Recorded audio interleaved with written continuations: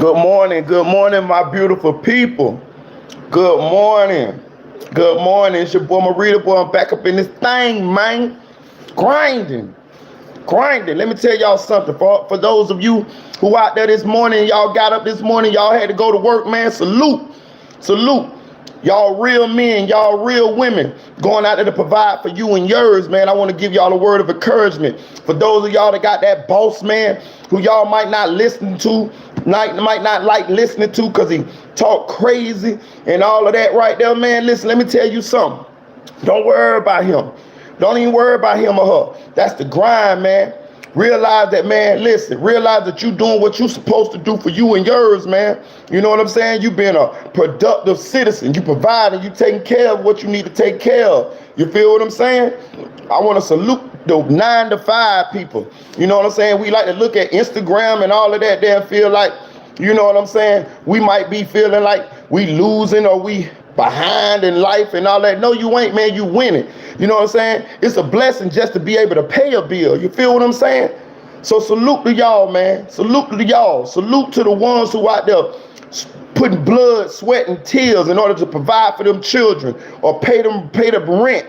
You know what I'm saying? Or pay your phone bill or pay your car note. You know what I'm saying?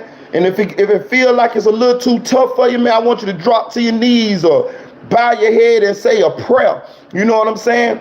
And another thing, man, I want y'all to surround yourself with people that uplift you, not people that down you. I don't care if they family, friends, whoever, cut them off. You're too old for one-sided relationships. You need, and when I mean relationships, I mean friendships or any of that. You need people around you who reciprocate that same energy that you giving off. You feel what I'm saying?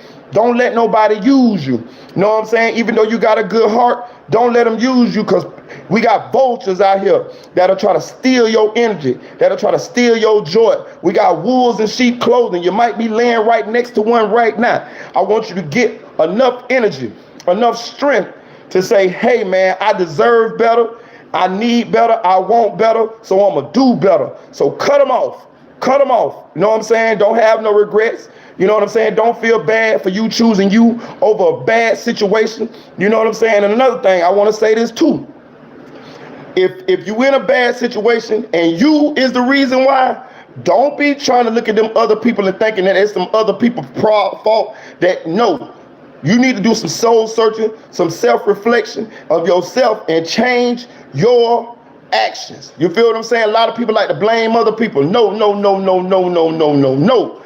Think about what you doing or what you done did to make the situation bad. And if you done made the situation bad, I want you to be honest with yourself and try your best to change. You feel what I'm saying?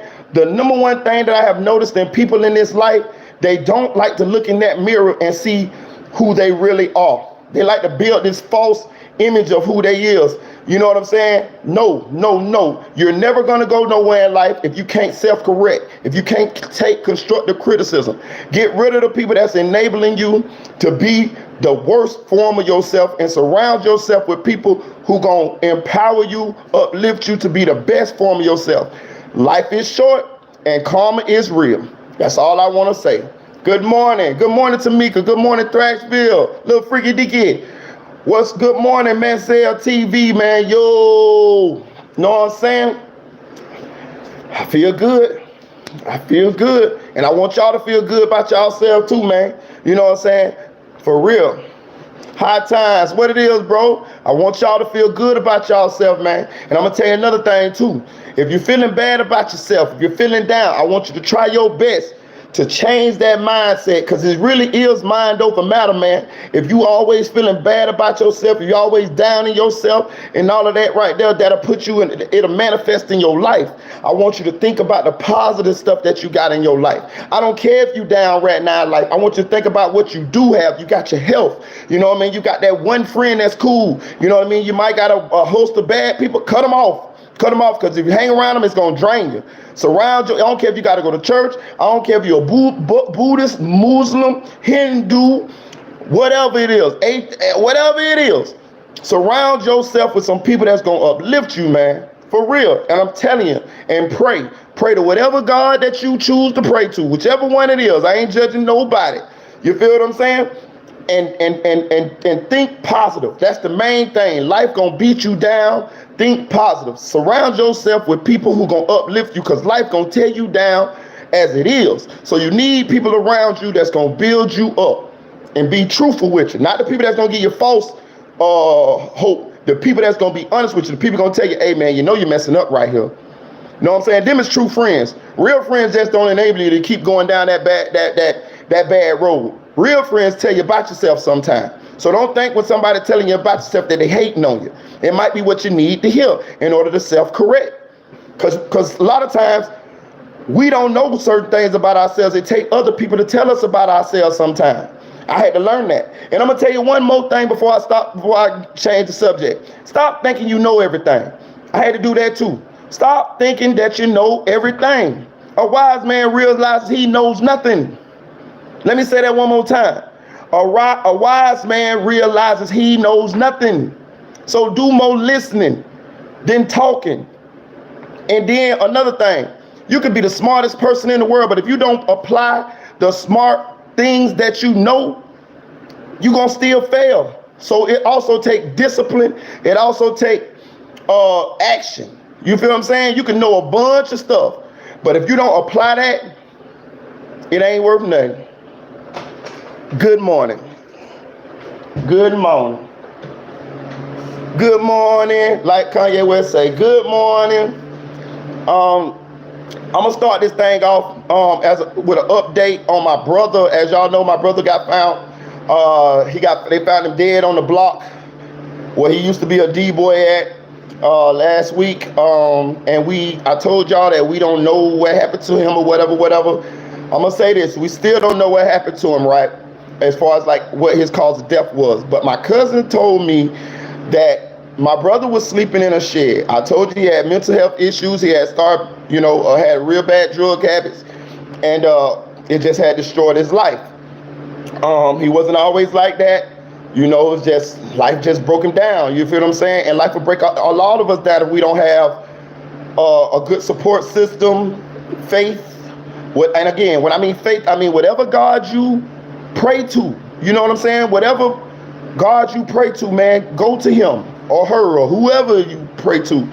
You know what I'm saying? Because life will break us down, man. I'm telling you, when we lose people, we have people that treat us bad, people ups and downs, and gotta pay these bills, and loss of family and friends. It'll break you down. You know what I'm saying?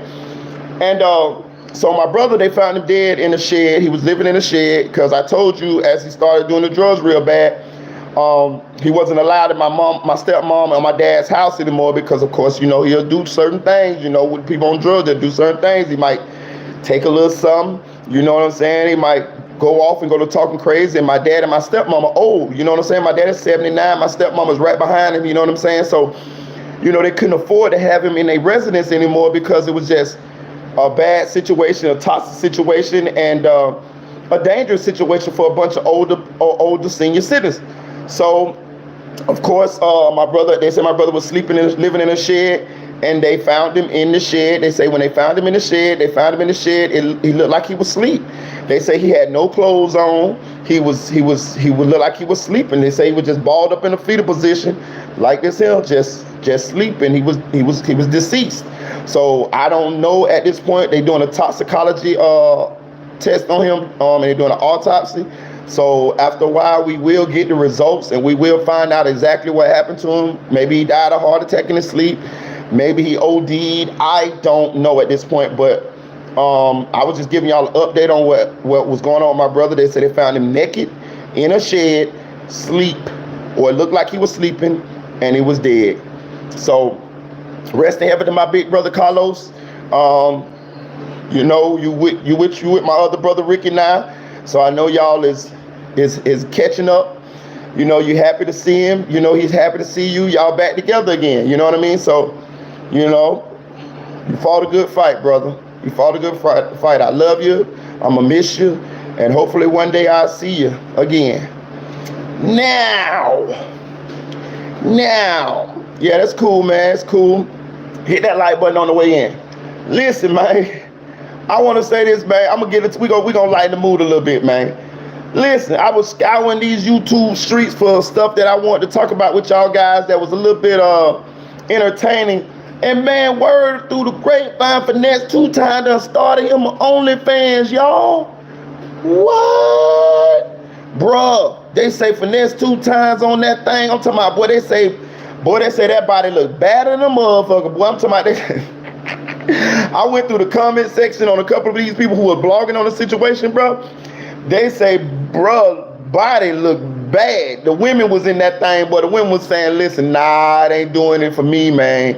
Hey, shout out Ursula Amos, man. Good morning. Hey, them women was in that comment section saying, boy, that thing ain't doing it for me, boy. It just ain't making them, it ain't getting them where they want to be. You know, he ain't making himself no heartthrob. He ain't no Tom Cruise. He ain't no Denzel Washington. He ain't no The Rock. He, know what I'm about, like they said, that body look like he's melting. He's melting. Hey, look, they say he ain't not doing the whole bit though, y'all. They say he in that thing, you know what I'm talking about? You know what I'm saying? And if you pay attention to Finesse 2 times, it look like you keep a couple women around him that you can pay for a little bit of their love, if you understand what I'm saying. And if you pay attention to Finesse music, it definitely lets you know he got a little pimp in him, and that's the image that he's portraying. And that they say that the woman that he's on the OnlyFans with is one of his minions, for lack of a better word. And they say, yeah, they say he's doing the do. They say, hey, you know what I'm saying? Say he got a bent over like a shotgun, if you know what I mean. And they say he, you know what I'm saying? You know what I'm saying? And the whole 9 yards. So if you one of you women, or some of you women in our chat want to go over there and check it out, hey, be my guest. It's not illegal. He's not doing nothing illegal. Hey, man, as we all know, everybody watch a little bit of explicit content. You know what I'm saying? I know I do. You feel what I'm saying? Like, hey, man, hey, I'm grown. You know what I mean? I do what grown people do. You feel me? So I'm not judging nobody. If y'all want to go over there and check out Finesse 2 times, I'm just saying it's a little strange for me because being that he's a hip-hop star and look like he's making plenty of money, I just don't understand why he feels the need, in order to make a little bit more money, he'll go over there and put himself out there like that. You feel what I'm saying? But hey, man, to each his own. To each his own. To each his own. Would I do it OnlyFans? No. But I'm saying, have I watched explicit content with my old ladies? Hell yeah. I told y'all I'm freak nasty with my ladies now. You feel me? You know, but I ain't finna be watching no motherfucker Finesse 2 times. You feel me? Hell fuck no. You know what I'm saying? So hey, but you know, I'm not judging. It's just a public service announcement that's saying that's what Finesse, you know what I'm saying, Finesse is doing. That's what I'm saying. Shout out to Yellow Diamond. Listen, Yellow Diamond, I'm freaky. I'm telling you. I listen. But with my woman, you feel what I'm saying? I don't, you know what I'm saying? I ain't, you know, we do what we do. We grown.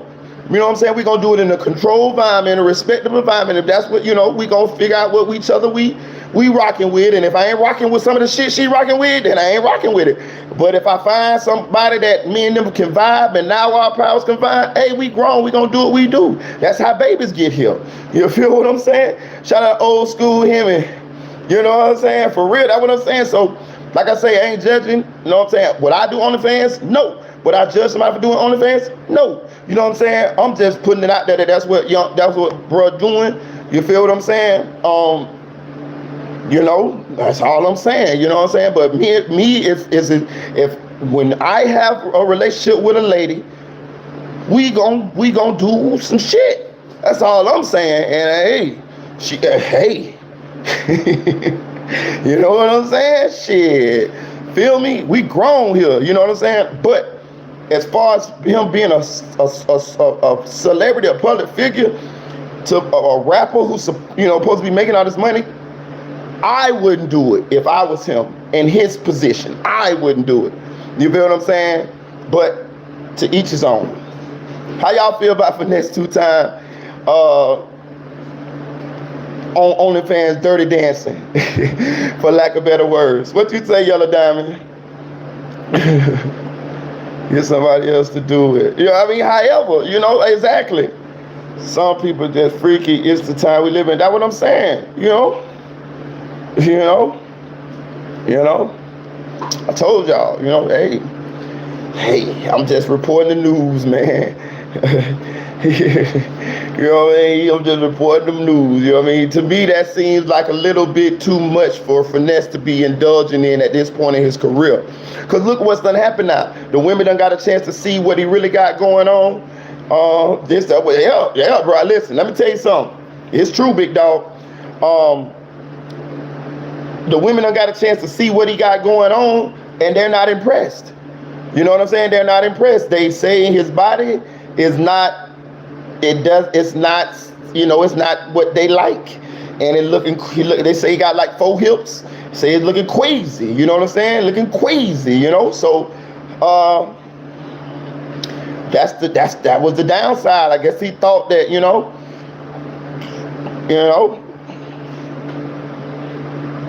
He thought different. He miscalculated. He miscalculated on that one. You know what I'm saying? That's what I'm saying. I don't know, bro. I wouldn't have did it. Not me. I'm just saying.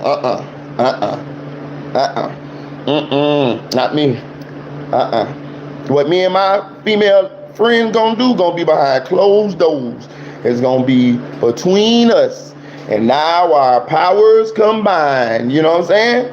And we gonna have fun, and we gonna laugh, and we gonna joke, and we gonna yeah, that's what we gonna do. But I ain't finna be on OnlyFans, putting myself out there like that. No, you know what I mean? Nah, that's just me though. Again, I'm not judging. Feel me? Another thing. So DC area rapper Shy Glizzy got arrested in Hollywood for pulling a blicky on his kitty. You feel what I'm saying? They saying that he got into an argument with his on again, off again girlfriend he actually put her out his vehicle, left her walking down them cold, lonely Hollywood streets, and she called the police and said that he pulled out a gun on her, man. And they ended up tracking him down about 4 hours later and drawing down on him because, of course, she said he had a gun. And they put him on the ground, had weapons drawn on him, and they ended up taking him into custody. He posted bail, which he had a $50,000 bail. He posted bail, which paid 10% of that, which is like $5,000. And so now he got a charge for that. I'm gonna say this. I don't know whether anybody witnessed the incident as far as like him having a gun, but when they caught him, he did not have a gun on him. And I don't know if anybody else saw him with a gun or pull a gun on the young lady, or is she just capping. I'm gonna say this. If he did have a gun on that, if he did pull a gun on that young lady, this is a big L. This is shame on him. I don't agree with that type of situation. I understand it might have been a toxic situation. Most likely, it looks like they're in a toxic situation since they're on and off again. And then whatever she said or whatever happened in that vehicle to make him mad enough to allegedly pull a gun on her, that's a whole toxic situation. That's a bad situation. Men, let me tell you something. I understand. Listen, first of all, I'd have been in a toxic relationship. That's why me and my last baby mama is not together. She's very toxic. Like to argue all the time, all this type of stuff. And I just wasn't with that shit. You feel me?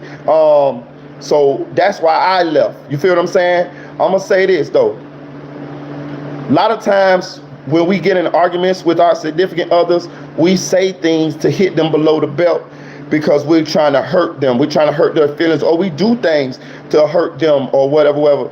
And I'm going to say this, man, if somebody is doing these things, or if you're doing these things, you need to stop them. You need to get out of that relationship. If you the toxic person, you need to realize that, hey, man, this ain't love, man. I'm not loving this person the way that I should love them, or this person is not loving me the way that I should be loved, and just get out of the situation before it gets really bad. Because this situation, if they did pull a gun on this young lady, could have been serious, man. He could have actually, a gun could go off or anything, and he could have possibly shot this young lady. I don't care what she said. I don't care what she did. None of that was was cool for you to pull a gun on this young lady, man, or even put your hands on her. You feel what I'm saying, bro? I learned this a long time ago. Don't put your hands on a woman. I don't care what they do. I don't care what they say. You walk away. You walk away. That shows more strength. It's more, it shows more strength to walk away. Even when you've been done wrong, or you felt like somebody done tried you, or tried your pride, or tried your manhood, it take more strength to walk away than it do to react. When you react, that's just you letting your emotions take over. You need to read the 48 Laws of Power by Robert Greene and show you how to master your emotions. You got to master your emotions. You feel what I'm saying? So I'm being real with y'all. I don't care if I come home and I see my old lady in the bed with another dude. You know what I'm gonna do? I'm gonna tell him politely, hey, my nigga, you get the hell up out my shit and you take her with you. You feel what I'm saying? Both of y'all can get the fuck on up out of here. I ain't gonna put my hands on her. I ain't gonna put my hands on the nigga. I'm gonna just make sure they get the hell up out my shit and they gone. You feel me? I ain't answering no phone. I ain't doing none of that. After that, y'all, you just gone. You feel what I'm saying? Your ass is up out of here. Your shit'll be on the front lawn. You feel what I'm saying? And that's what it's gonna be. You feel me? Immediately, your shit gonna be outside, right outside in the weather. You feel me? And you come get your shit. That's it. Ain't nothing to talk about. I don't need to hit you. I don't need to go on social media and air you out. I don't need to do none of that. I just need to move on with my life. I don't need to talk to you. I don't need to do none of that. I'm gonna let God deal with you. You feel what I'm saying? You think you hurted me, but you didn't hurt me. You hurt yourself. You see what I'm saying? Because you lost somebody like me for I hope for that what you had. And that's how you do it. People gonna do what they want to do. You feel what I'm saying? Stop looking at it like I got to do something because somebody did something to me. No, you don't. Not in that situation, because that could cause you to lose what you got going on. Some people don't care about themselves and they'll pull you down with them. You feel what I'm saying? They can look the happiest, the most beautiful people in the world, but if they let people do certain things to them, as far as like, if you a woman and you letting the man dip and dab and do all of this, and you know doing your relations with 2 or 3 different dudes, what you think? Them dudes don't care about you. They sitting right there watching you do it, but they down with you to do it. But when it come time to have a serious relationship, they like, nah, I seen you cheat on your nigga for me. You see what I'm saying? So, and it's tricky like that. So I'm just saying, man, just walk away. Just walk away. Just walk away. Don't put your hands on nobody's child, man. You know what I'm saying? If you really cared for her like you cared for her, you won't hit her, dog. Just let her go on about her business, bro. Just give Shorty exit on up out your life. Don't argue with her. Don't go back and forth with her. Don't say you did this and you did that. She know what she did, or he know what he did. This is for dudes too. If you catch a dude in the bed with your best friend, leave him too. You feel what I'm saying? Unless y'all down with that type of thing. Now, if y'all down with that type of thing, jump on in there and slide with them. You know what I'm saying? I ain't judging. You know what I'm saying? But I'm just saying, if it's something that you're not cool with or you don't agree with, just leave them, man. Do not put your hands on nobody people's. Don't shoot nobody. Don't kill nobody. Them people don't belong to you, man. They don't belong to you. You didn't bring them in this world. You ain't their mama. You ain't their daddy. They have the choice to do what they want to do with who they want to do it with. Just let them go, dog. Just let them go. That's all you do. Y'all just had a difference of philosophy. You thought you wanted this type of relationship, and this is what the other person wanted. So let them go and have the type of relationship that they wanted to have with who they wanted to have it at. It's not a knock on you. You gotta think mature in that. You gotta care about yourself. But yeah, that's what Shy Glizzy had going on, man. That was Shy Glizzy had going on. Next. Jay say, I don't know about that, Merita. I'm just saying I ain't going to jail because the girl cheated on me. You feel what I'm saying? I'm not going to jail for messing her up because she cheated on me. She gonna be right out here doing what she want to do, and I'm gonna be in jail for the rest of my life. I ain't doing it. I'm sorry. I kept more about myself. I'm not doing it. Shout out. What's up, Keela? So I'm not doing it, man. And I understand it's a tough thing for a lot of men to get past, or women to get past, because they pride be hurt and all of that. They be embarrassed and all of that. But let me tell you something. Everybody go through something, man. Don't be embarrassed by stuff happening to you that happens to everybody or happens to a lot of people in life, man. That's one thing I don't get embarrassed about stuff that happens to a lot of people. You feel what I'm saying? About life happening. Life happens. Let me tell you something. You could be the richest dude in the world, bro, and get cheated on, bro, by somebody who ain't got nothing compared to what you got.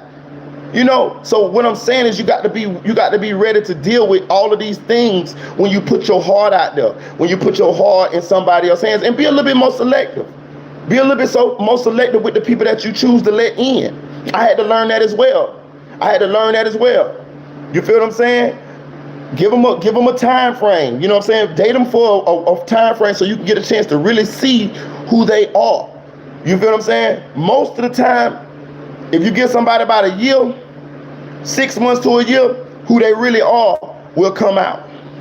You feel what I'm saying? They can't hold it in for that long. So you'll have a chance to actually see who they is, and you'll know whether you want to go forward with this situation, and your heart will be somewhat guarded to where if it don't work out, you're not depressed, you're not sad as much as you would be if you let that person totally in very quickly. I'm telling you, I have been guilty of doing this. So it's not coming from somebody who don't know what I'm talking about. I'm telling you, I have done these things, and I'm telling you from what I have learned, this is what you got to do. You feel what I'm saying? In order to protect yourself from all these unsavory characters out here in this world. And most people in the world are not as good people as we would like them to be.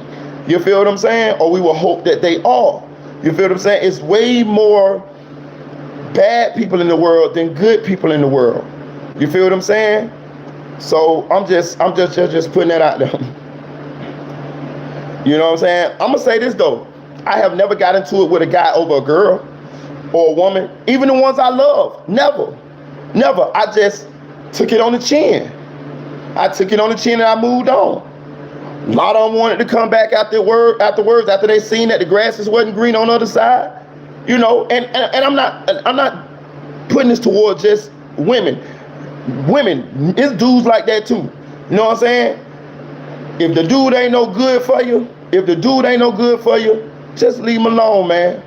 Don't keep hoping that he gonna change. If you want to give him a chance, if it's up to you, because we only know when we get tired. Your friend girl can tell you, girl, leave him. But you're gonna leave him when you get ready to leave him, because you're gonna know when you get tired. But I'm gonna just say this though. When people show you who they are, believe them.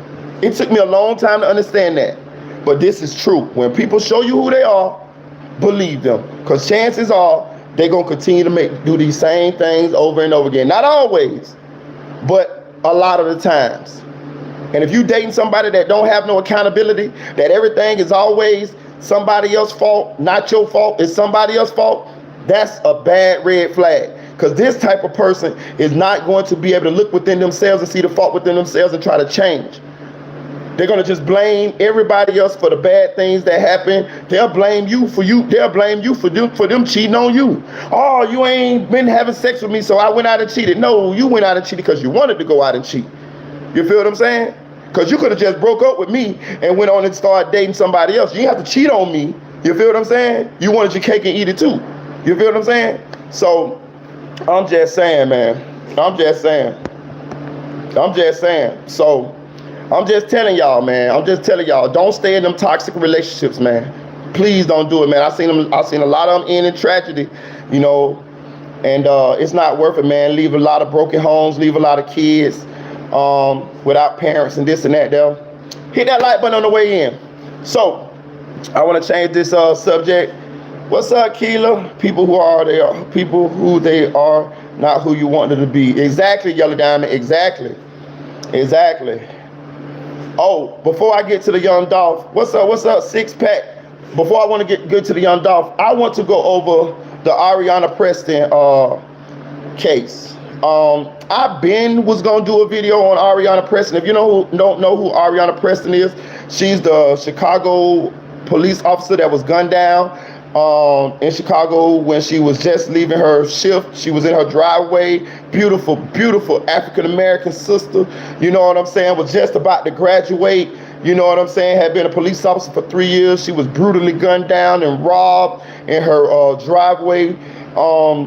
They made an arrest. They arrested 4 young men. All of them was teenagers, I think 19, 18, 19, and 16 or something like that. But all of them was under 20. And the reason why I didn't, cheating is so disgusting. Not only is it betrayal, but you put one's life and health at risk. I agree, Yellow Diamond. I definitely agree with that. And that's another reason why to get away from that cheater. Because you don't want to end up catching something that grandma's washing powder can't get off. You feel what I'm saying? You know, that's another thing I thought about too. When I used to get away from certain women that I caught cheating and stuff like that there, I used to be like, boy, it might be a good thing for me to get away from them, because boy, if I don't get away from them, boy, I might end up catching something, you know? So I just try to find, I just look at shit like that there, you know what I'm saying? But I digress. But yeah, they caught 4 young men for allegedly murdering Miss Preston. And bro, you will not believe the reasoning they was out there doing what they was doing. Bro, listen, check this out. They say one of the guys' girlfriend wanted to have a barbecue. And she told her boyfriend, hey, I want to have a barbecue, but we ain't got no food, no money, nothing for a barbecue. So this dude decided to get with 3 of his friends and go on a robbing spree. So him and his friends had done robbed by 4 people already before they ran into Miss Preston. So they caught Miss Preston getting out of her car, going home. They jump out their car. They swarmed the lady. They all had their guns out already. They swarmed her. So when she noticed what was going on, she tried to grab for her service piece. They shot her. Shot her in the neck, shot her in the head. And then when she was laying on the ground, they went over to her, took her gun from her, and then finished the job off, robbed the lady for whatever little small items she had, a couple dollars or whatever she had, jumped in the car and hauled ass. That was the last robbery they did that night, right? So they killed this lady, this beautiful black African-American sister, smart sister, for money for a barbecue. Do you understand how precious life is and how these young people nowadays don't even value life? They don't even value their own life. That's why you got to be very careful nowadays out in these streets, because the reasoning what people will do something to you is not rational. You'll be sitting here thinking that, man, I ain't got nothing. These people ain't gonna do nothing to me. Or, man, that's my neighbor, they cool. Or, man, that's such and such. I see them walking down the street all the time. Man, you don't never know what's going on in these people's mind nowadays, man. I'm telling you, the more and more I pay attention to what's actually these crimes and the motives and stuff behind these crimes, it has no rhyme or reason, no rational thought into why these people do these things. So check this out. So when the situation happened and the outrage in the community about what had happened with the spreading, how about the boys, friends and family picked them out on the video? They went to picking them out like, hey, yeah, that's such such. Yeah, hey, that's such such. That's such such. That's such such. So the friends and families, the people that probably was gonna be at this barbecue that they was robbing to get money for, actually was the ones who picked them out, because they was outraged. Like, I'm telling you, this, I've been wanting to do a video on it, but I had an emotional reaction to the shit. I looked at that girl and seen how beautiful she was and how much promise she had in life, and I was like, it just made me sad. I was like, well, I don't even want to touch on this shit, because I don't even want to feel bad, because I'm feeling bad just by just a little bit that I know about the case. But it gets worse, y'all. So the people picked them out, the friends and family, right? One of the friends and family even went as far as calling one of the boys on cell phone when he was with the police, and got the boy to actually tell the whole situation. So he on the phone, yeah, what happened? Oh, and the boy telling him exactly what happened. And the police right there listen to everything that they saying. So now the police know they got the right man. Okay, so then the police get the phone number, right? When they get the phone number, they ping the phone. They find out where the location at, right? Not only that, they get the other phone numbers of the other individuals.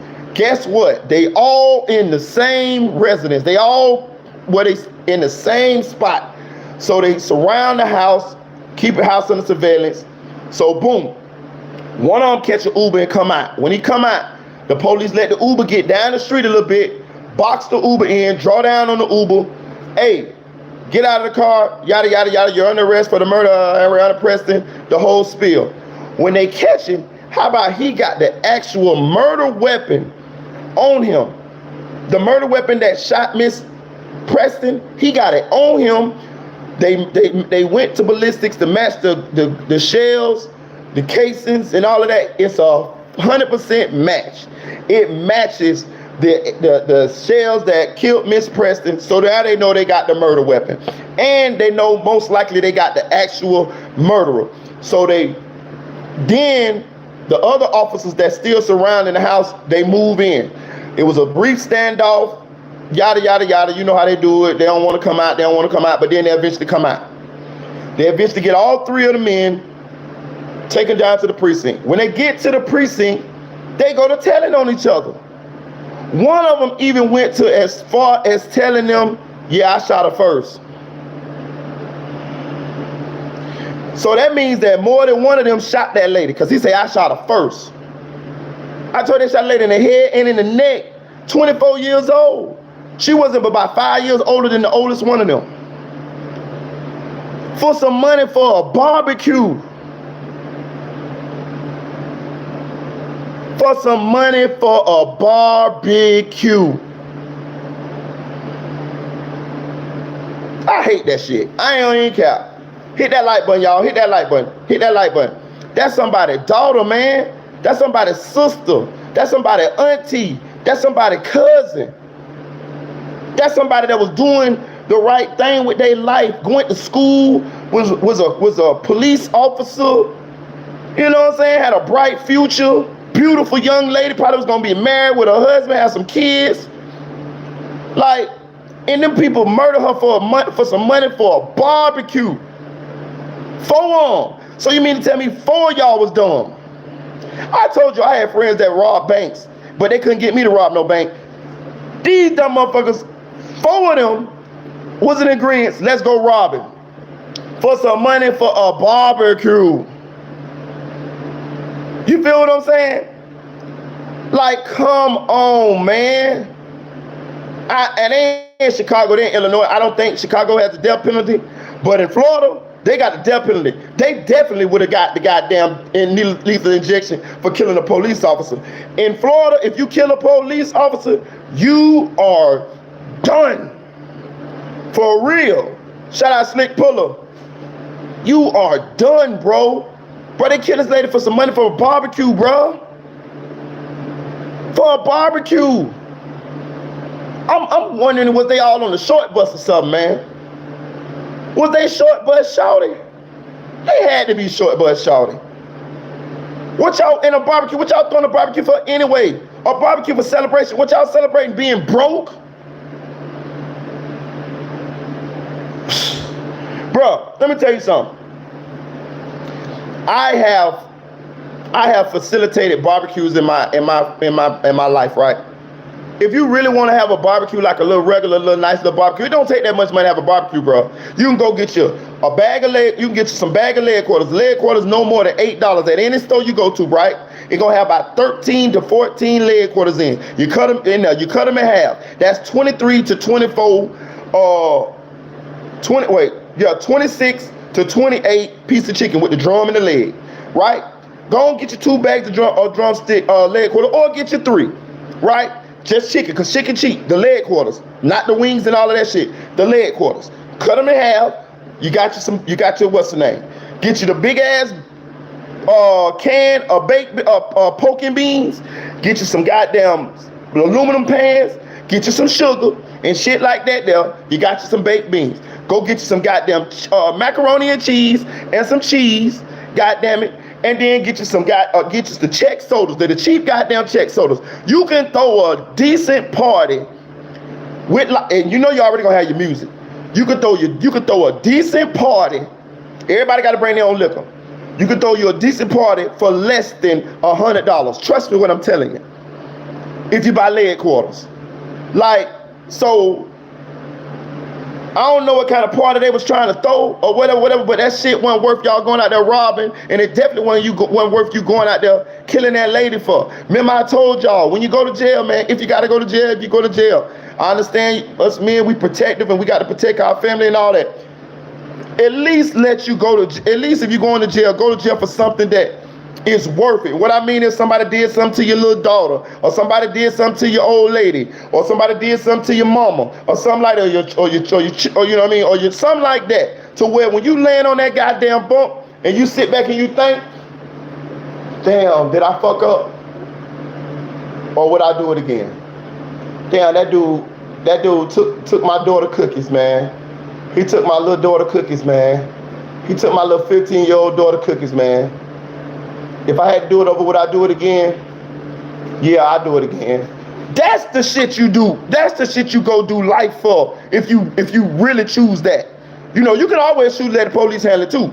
It's up to you. I'm not advocating doing anything like that, but I'm just saying, these are the things that if you go to jail, you won't have no regrets over because you feel like you did what you should have did as a man. But this is fucking insane. This is fucking stupid.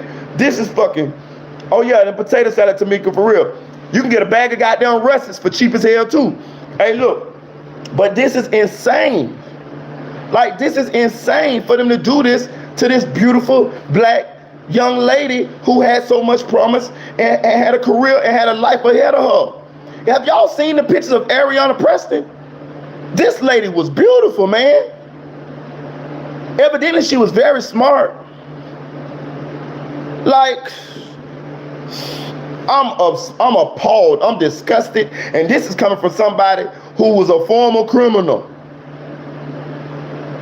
That's why I got out the streets, dog. That's why I got out the streets, dog. That's why I got out the streets, dog. And I'm gonna tell y'all something too. All criminals ain't the same, y'all. All criminals ain't the same, bro. What is that? River Beach, we don't take us over. I don't know what you're saying. Me and my nigga used to do barbecue cooks all the time in Riviera Beach. It don't take over $300 to feed a whole project fund, bro. Exactly, bro. That's what I'm saying, bro. That's what I'm saying. Like, rest in heaven to Miss Preston. If have y'all seen Miss Preston's picture? I did a little short video on it. Go check it out. This lady was beautiful, man. Beautiful and smart, man. And she was carving out a decent, nice life for herself and her family that she probably was gonna have. Probably was gonna meet her husband, get married, you know, use them degrees that she was getting, that she had done cause she was graduating the next week. So she was gonna use them degrees in order to provide for her family and do something she loved to do. Man, who knows, Miss Preston could have been the next mayor of Chicago or the next governor of Chicago, of Illinois or something like that. Cause the degree she had a bachelor's. She had she had like some real high power criminal justice degrees. And she was beautiful. And she was serving on the police force. I'm assuming that to get that up under her belt, you know what I mean? That's a feather in her hat before she go on to other aspirations. And these young men, I'm gonna say young men. I don't want to, because I want to call them other than that. But these young men took her away for some money for a barbecue.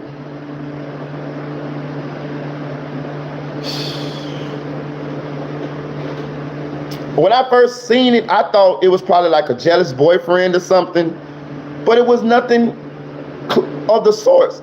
These guys didn't even know her. She didn't even know them. They just happened to see her, jump out on her, and this is what happened. They didn't even know she was a police officer until after they had done, you know, did what they did. You know? That's why I'm trying to tell y'all, man, listen, the streets, get out of them, man. You see what's to happen? You see what's to happen?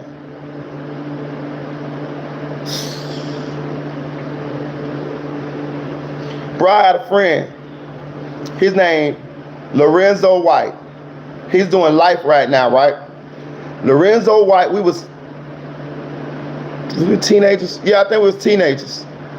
We was teenagers, right? Lorenzo went and robbed somebody with a other friend of ours named Mike Shackelford, right? When they went and robbed the people, the police, you know, jumped down on them. They end up running from the police or whatever. The police end up, you know, they end up like kind of like having like a little standoff, right? Mike Shackelford did not want to go back to jail. So you know what he did? He killed himself. Mike killed himself. The police, Lorenzo eventually gave up. The police took Lorenzo into custody. Lorenzo is doing life right now for the death of Mike Shackelford. And he didn't even kill him. He just decided to go on a robbery with him because they wanted to make some money. And now he's doing life. And he didn't even kill Mike. Mike killed himself. That's how it is in Florida. If you're in the commission of a felony and the person who you're doing the crime with dies, if the police kill them, if the people who you rob and kill them, or if they kill themselves, you, the surviving victim, get the murder. Get out these streets, young people. Get out these streets. What y'all think? Y'all think that y'all got to just, you got to have, listen, let me tell you what an OG dude told me, bro.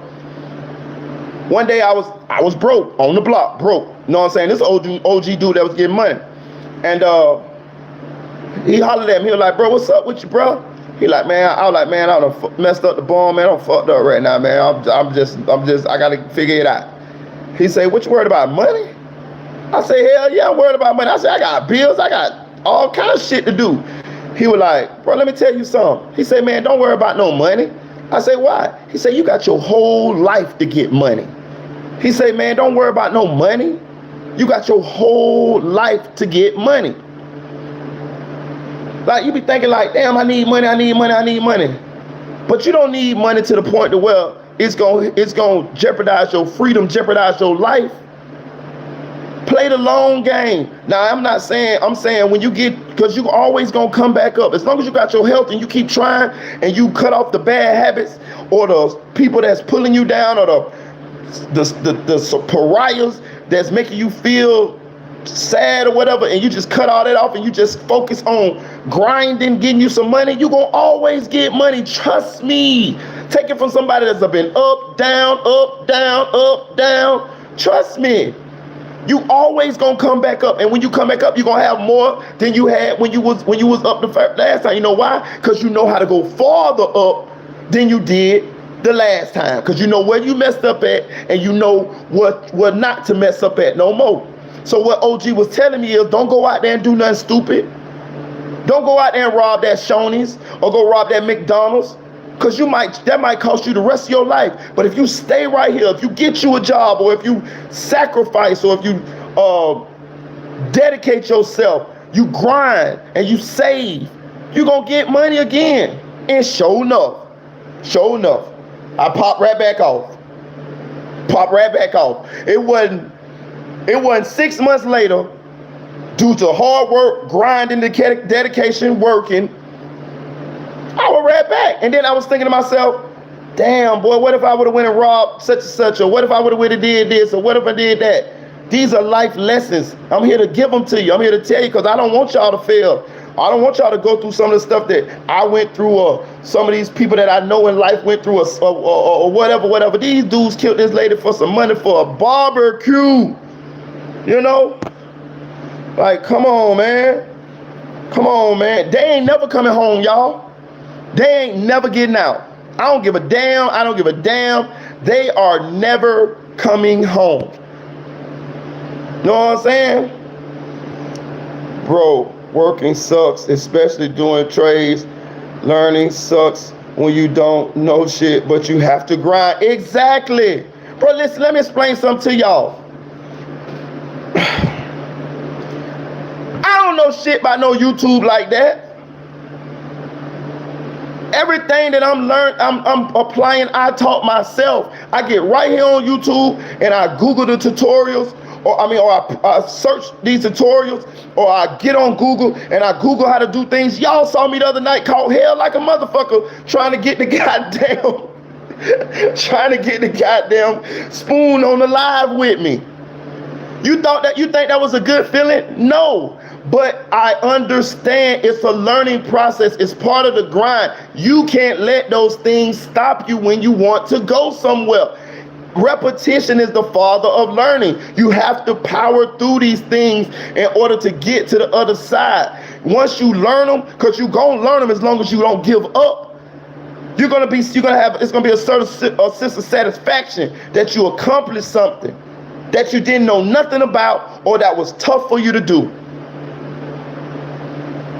You know what I'm saying? So I understand these things now. It don't take away the discomfort of learning. It don't. It still be discomfort. But I just understood. Okay. I'm gonna tell you like this here. You ever go to work, like you ever start a new job and you don't know nothing? You start a new job and you don't know nothing. You're the new guy. You don't know nothing, right? And you're trying to do the job. This is like your first day, second day, third day, maybe first week or two. And you're trying to do the job and you're trying to catch on. And you see people around you and they just doing the shit. They know what they're doing. They got the little tricks of the trade. They moving fast. And you over here struggling like a motherfucker, right? But after a while, after you keep coming to work, you keep coming back, you don't like that feeling. You embarrassed. You fucking up. You tearing shit up. But after a while, after you catch your stride, after you get a little comfortable, keep coming there. You keep coming there. And then after a while, you know what you're doing. This happens to me on every job that I have. When I first get there, I don't know shit. Especially if it's a new field. Now, if it's in a similar same field that I already been working in, I kind of know a little bit. But I still play like I don't know, because I noticed that when you act like you know, people hold you to a higher standard. So even if I know how to do something when I first start a job, I play like I don't know. I want them to tell me every goddamn thing. That way, if I fuck up, they don't hold me to the same standard. They be like, oh, he just knew. But bitch, I know how to do this shit. I just don't tell y'all I know how to do this shit. So if I fuck up, you don't look at me like I should have known. Now, you got to fight through that. You know what I'm saying? I'm teaching myself how to do YouTube. You know what I'm saying? Like, so I just realized that, hey, it's the grind. And I know that when I get to these 100,000 subscribers, because I'm not going to stop. I'm not going to stop. I had that little stop once in my life, and I'm not going to stop no more. I don't care. I'm going to keep grinding no matter what happens. And I owe it to y'all, and I owe it to myself. It's those of y'all that kept rocking with me when this channel was idle like a motherfucker. So, you know, I just learned to power through those bad times, those feelings of inadequacy in order to get to where you want to go. Anything worth having in this life, you're going to have to work at it. And it's going to be uncomfortable. You know what I'm saying? But growth is uncomfortable. If you're too comfortable in life right now, let me tell you something. You need to create something that you ain't. You need to figure out, do something. You need to do something better. You need to challenge yourself. If you sitting down right now, you comfortable, that means you ain't growing. You need to add another goal to your goals. Goddamn it, I don't give a damn what it is. Whatever it is, add another goal to your list. Accomplish something else. You feel me? Life's supposed to be uncomfortable if you're growing. Well, I wish I was a consider you are. I'm too camera shy. Listen, let me tell you something. Sophisticated Nunu. I'm finna let you in on something, right? Shout out to Mika. I just be trying to share with y'all. Y'all my family, y'all my friends. I fuck with y'all. Nunu, I'm finna share a bit of something with you. This for you, Nunu. This is only for you, Nunu. Well, I ain't gonna say it's only for you, but this is especially for you. You don't realize it, do you? But I'm shy. You don't realize it, do you? Let me tell you something, Nunu, and I hope that you'll be able to relate to this. I used to hate being the late kid in class. You know, the kid that when school already started and all your other kids is already in class and you come there about 30 minutes late, and then when you walk in the door, everybody looking at you. Oh, I used to hate that. I used to hate that, right? Even to this day, Nunu, I'm shy, but you won't tell it. You can't tell it. You know why you can't tell it? You know why you can't tell it, Nunu? Because I learned to attack my shyness. That's why I'm like, if you pay attention to me, right? You see how I'm doing, you see how I'm talking, you see how I'm like this, like I'm not shy? That's a defense mechanism, Nunu. I'm shy than a motherfucker. You feel what I'm saying? Exactly. See, I knew you was gonna relate. I'm shy than a motherfucker, Nunu. So you know what I did? I developed a way I just attacked the shyness.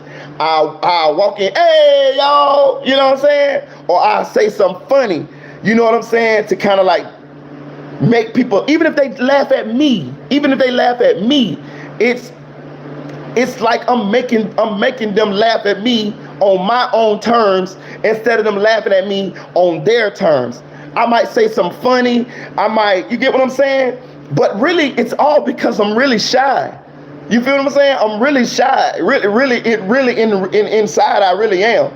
So I kind of attack it. You feel what I'm saying? Instead of me staying in that spot to where I feel inadequate, I just attack the shyness with the way I talk, with the you know what I mean, with the and it makes people feel like I'm not shy, but really I'm uncomfortable than a motherfucker.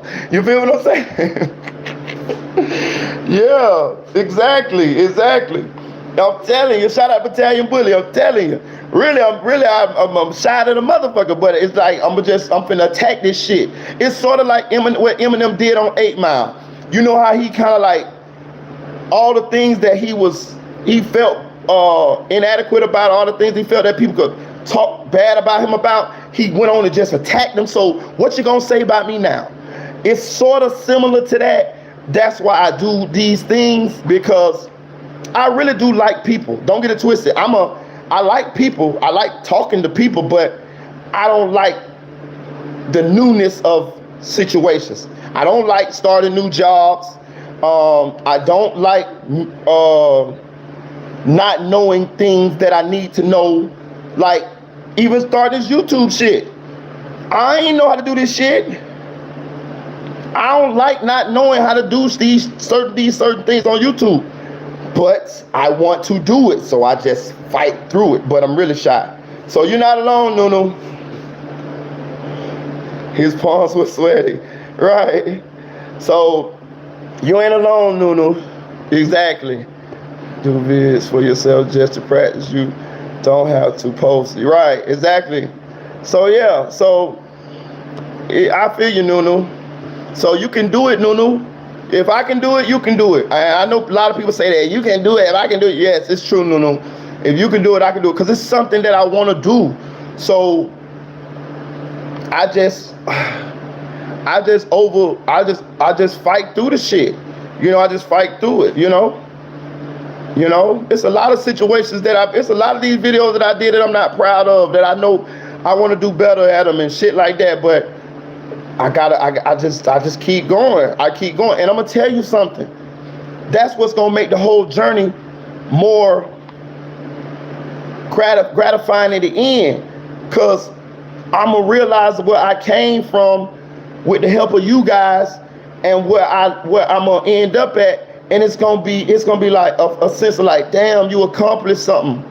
A street dude who done been to jail 1,000 times, you know, who done tried different things in life, to different career paths and all of that, for me to actually accomplish something that I wanted to accomplish, I'm gonna feel good about it.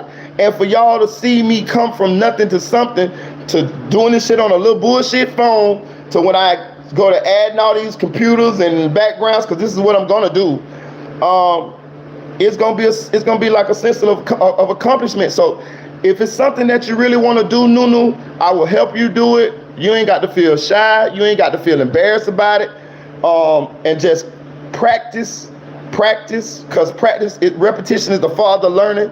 Figure out what type of videos you want to do. I'm going to tell you another thing, Nunu. You ain't got to put your face on the camera. That's one thing that I had to teach myself. If you go look at my videos, I got one video that I did where I took FBG Dugg video, Dead Bitches, and I did the voiceover behind it, because I noticed a lot of YouTubers don't put their face out there.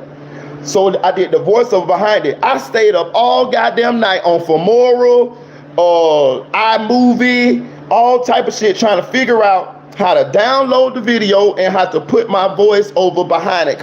And the only thing that kept me going was I knew, and I was getting frustrated as hell. I finally figured out how to do it maybe 6 o'clock in the morning. I had been up all night from like 12 o'clock trying to do that shit. And I eventually did it. I posted it. It's on my channel. If you pay attention, I got a video. It's the one with THF this dude name? The one that snitched FBG Duck out and dropped his low. Him. I did the video. It's on my thing. That's the only video I ever did with the voiceover. But it was really me trying to learn how to do voiceovers because I see that that's a skill that a lot of YouTubers have. But I taught myself how to do that up one night, fucking around on YouTube, went to some tutorials, went to Google, and just figured it out. You know what I'm saying? But I'm saying this. If you want to really do it, Nunu, you don't have to put your face on it. You know what I'm saying? You could do the videos and do the voiceover. And then you could if you mess up, just delete the voiceover, start over. And however many times you want to do it, once you feel like the voiceover that you got is good enough for you, satisfactory for you, put it out there. You don't got to put your face on it.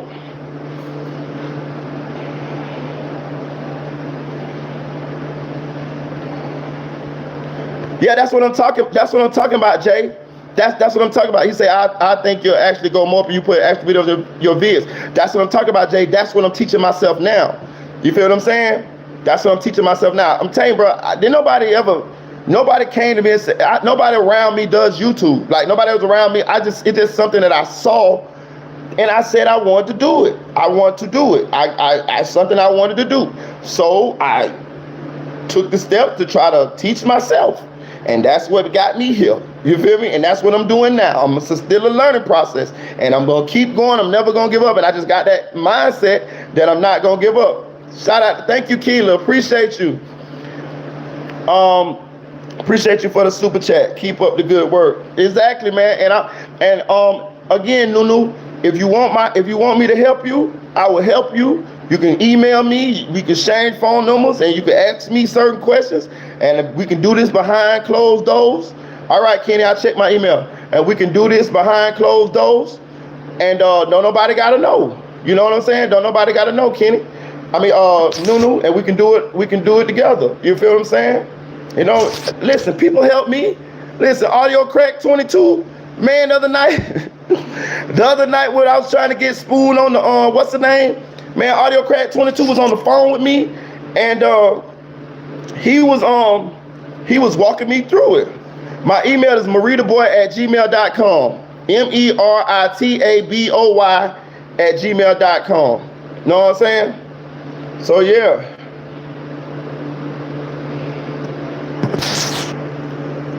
Oh, I'm checking the email now, Kenny. You see what I'm saying? Appreciate you, Kenny. I definitely appreciate you. I'm gonna email you. We'll talk about it. We'll talk about it, and we'll definitely do that. Definitely. You know what I mean? And see, that's what I'm saying. That's what I'm saying. That's why I pay it forward. So Nunu, you need any help? You need any help? You've been right here, being my moderator, been helping me with this channel. You've been doing great comments. You've been getting the riff-raffs out of the chat. You be here almost every day right here. So why would I not help you? Why would I not? If it's something that you really want to do, yeah, I'm right here with you. I'll teach you everything I know. You feel me? And we can learn together. For real. I have no problem. And that go for any of y'all. That go for any of y'all. Why not? Why not? Why not? Shit. Why not? I'm not a selfish type of person at all.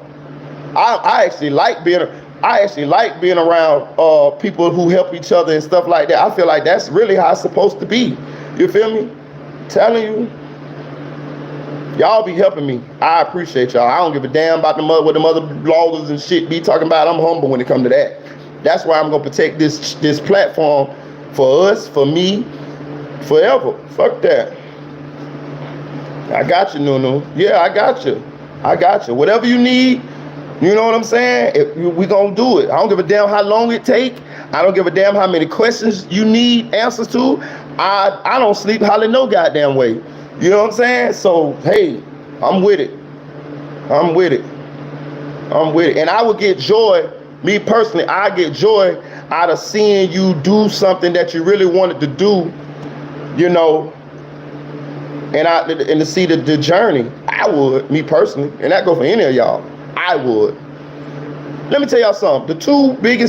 My two greatest joys in life is watching my children succeed and helping other people. Them are the two things that make me the most happy in life. Watching my children succeed and helping other people. There is nothing else that make me more happier. You feel me? I'm telling you, nothing. That's just me though. You know what I'm saying? But I got you though. I got you, Nunu. I've been through your channel, Nunu, so I see where you're trying to go. I see where you're trying to go. So I got an idea. You know what I'm saying? I'll definitely help you. Definitely. And I don't get frustrated. Like, you know what I mean? Like, I'm telling you, Audio Crack 22, he was trying to explain some stuff to me on the phone the other day, and I was like, didn't understand nothing. And he was so patient, and we got it together. You feel me? So when I talk to people or I try to help people, I'm never going to get impatient. I don't give a damn. I don't give a damn. We got to flip that Rubik's Cube around 100 times. We're going to get there together. You feel me? And I don't make people feel bad or dumb for asking questions, because I'm a ask you question type of person myself. You know what I mean? When I don't know something at work, I ask 1,000 questions till I understand it. You know what I'm saying? And I know how it feels sometimes to ask people questions and be afraid to ask questions, but you really be wanting to know the answer to the question, but you're afraid that people gonna, you know, feel like you're dumb or some shit like that. So I don't do that type of thing. You know what I'm saying? I don't give a damn. I got a lot of patience when it comes to explaining stuff, because I understand how I want people to have patience with me when I don't understand things, you know? But yeah, I got you, Noodle. You part of the squid, baby. I got you. Trust me. All right. So yeah, back to Miss Preston, man. Yeah, those guys that did that to Miss Preston, you know, what's up, Dream Dog? Good morning. So those guys that did that to Miss Preston, I have no sympathy for those guys. I'm sad that happened to such a beautiful young woman who had a lot of potential and a lot of life ahead of her. I hate to see stuff like that, man. I hate to see stuff like that. But I'm gonna say this, y'all. Be careful out here. And when I mean be careful out here, I want you to think that anything that could happen will happen. You know what I mean? So if you pulling into your driveway and you see a dude standing down the street and you're saying to yourself, oh no, I don't want to pull in my driveway right now because I don't know what's going on. Or if you want to go around the block a couple times before you pull into your house just because you got a feeling. You know what I'm saying? Or if you're sitting there with your doors unlocked and you're like, oh, ain't nobody gonna come in my house. No, I want you to think that anything that can happen will happen, because nowadays stuff is happening without any rhyme or reason. And when we see these crimes and the reasoning behind them, we be like, what? Exactly. So don't think you're crazy and don't feel like that it won't happen. Because this lady was just going home like she normally does, and these dudes pulled up, seen her, and she no longer with us. And they did that shit for a barbecue, for money for a barbecue. Yeah, oh yeah, keep that thing on you too. That's another thing too. You feel me? I just came back from Indianapolis, and it used to be mothers at the bus stop with their children who had guns on their side. And that's when I saw that, I told my grandma, I said, damn. I said, you see them ladies? They got guns on them. She's like, yeah, that's how they gotta be out here. So I saw mothers standing at the bus stop in the morning with their children, because Indianapolis is the open carry, Indiana is the open carry state.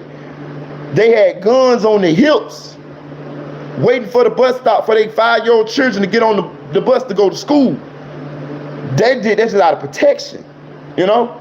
So realize the world we living in now, y'all, and anything can happen. Chicago wild as fuck. I was up there for a week last August. Every morning I got up and watched the news. Like 10 robberies and murder took place overnight a week straight. That shit crazy. Hey, that's crazy. Hit that like button. Hit that like button, y'all. Hit that like button. Please hit that like button. And Chicago is only 2 hours away from Indianapolis. So a lot of the Chicago guys was in Indianapolis. If I was a judge in their case, I'd fry their ass. They'd never see the light of day. I'm with you on that, Slick Puller.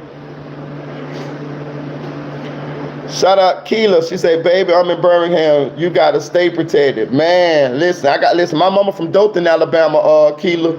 So, you know, hey, I know. Battalion Bully, I seen that in the Chicago News Channel and Memphis News Channel. For real. For real. Hit that like button, y'all. Hit that like button. Please hit that like button. Shout out to Kenny, man, for the $5 super chat. I appreciate you. I appreciate you, Kenny. I definitely do. And I definitely, as soon as I get off this live, man, we gonna hit it. I'm gonna hit you up, and then we gonna definitely do what you want to do. For real. Shout out to my homegirl, the Chicks 1000. She probably busy or asleep right now, but we want to send her some love. We don't want to forget her. You know what I'm saying? She always in here supporting us. So shout out to my homegirl, the Chicks 1000. You know what I'm saying? She might pop in or whatever, but you know she got things she got to do. I think she on the West Coast right now. You know what I'm saying? So we just want to show her some love and let her know we thinking about her.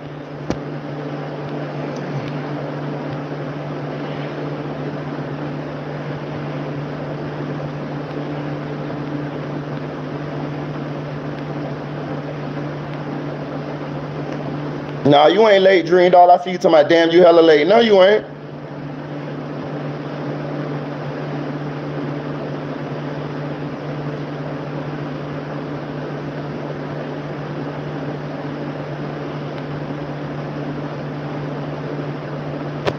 Hey, look. So, we're going to change. Let me see. We're going to change pace a little bit real quick here, right?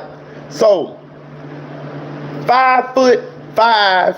No, that nigga ain't 5'5". 4'2" Detroit rapper 42 Dugg is in jail. We all know we gotta do it like 5. We gotta do it like 5. But he been in there crying, talking about the guards been treating him bad. Listen.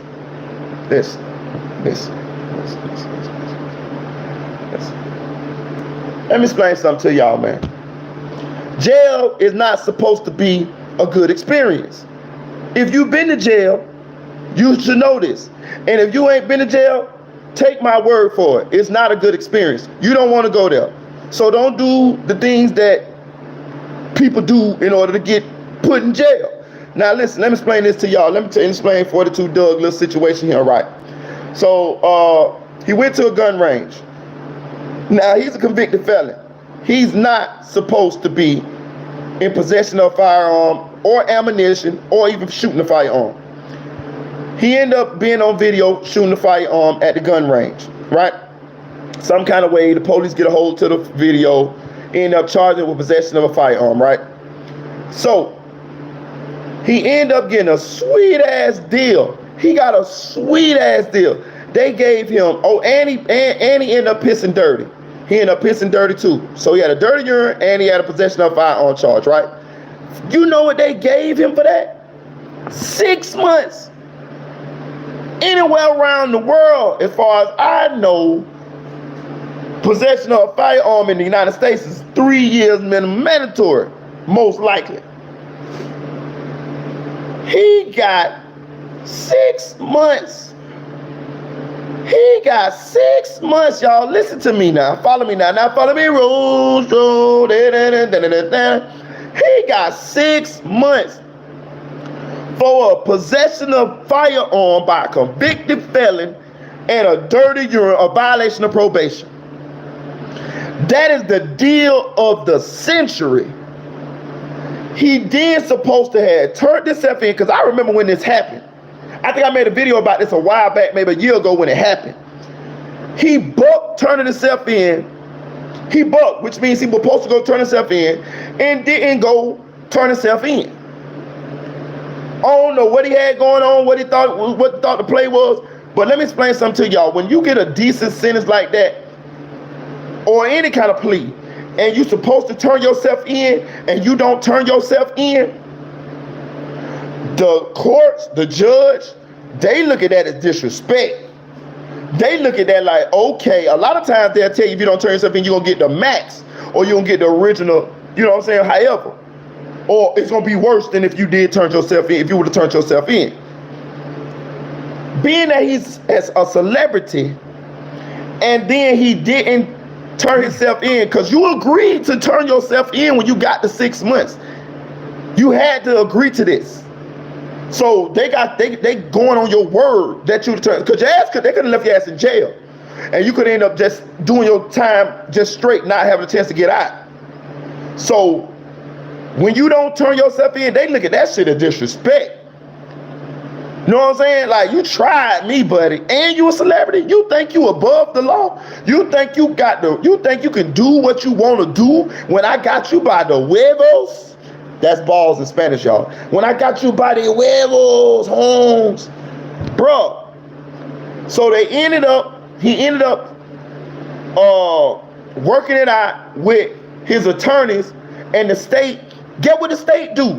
The state gave him the exact same plea again. The state say, I tell you what, Mr. 4'5", hardest dude in Detroit, Mr. Dog Food, yeah, we paid.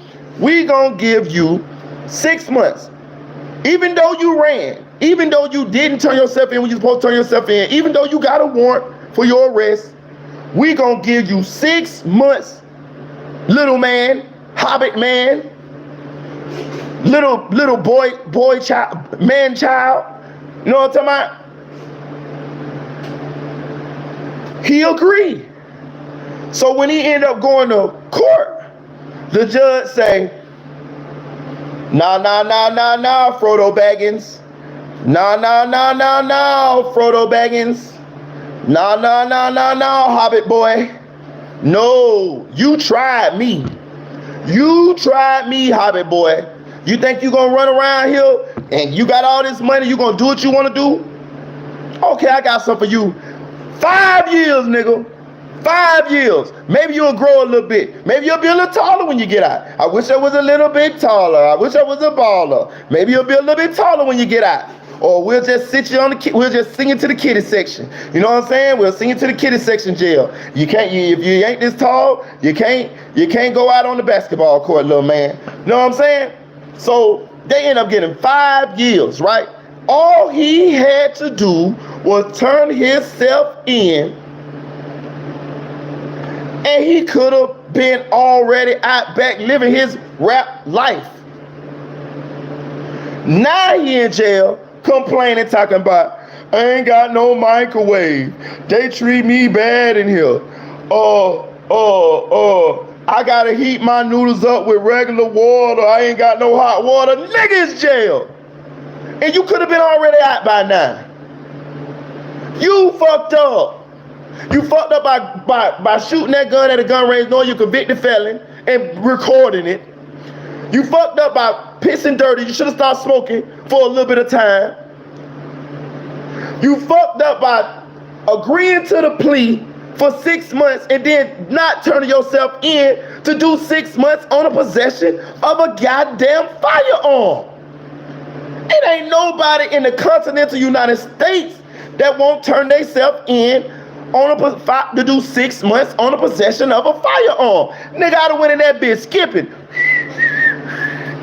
Nigga, you gonna do about 4 months off of 6?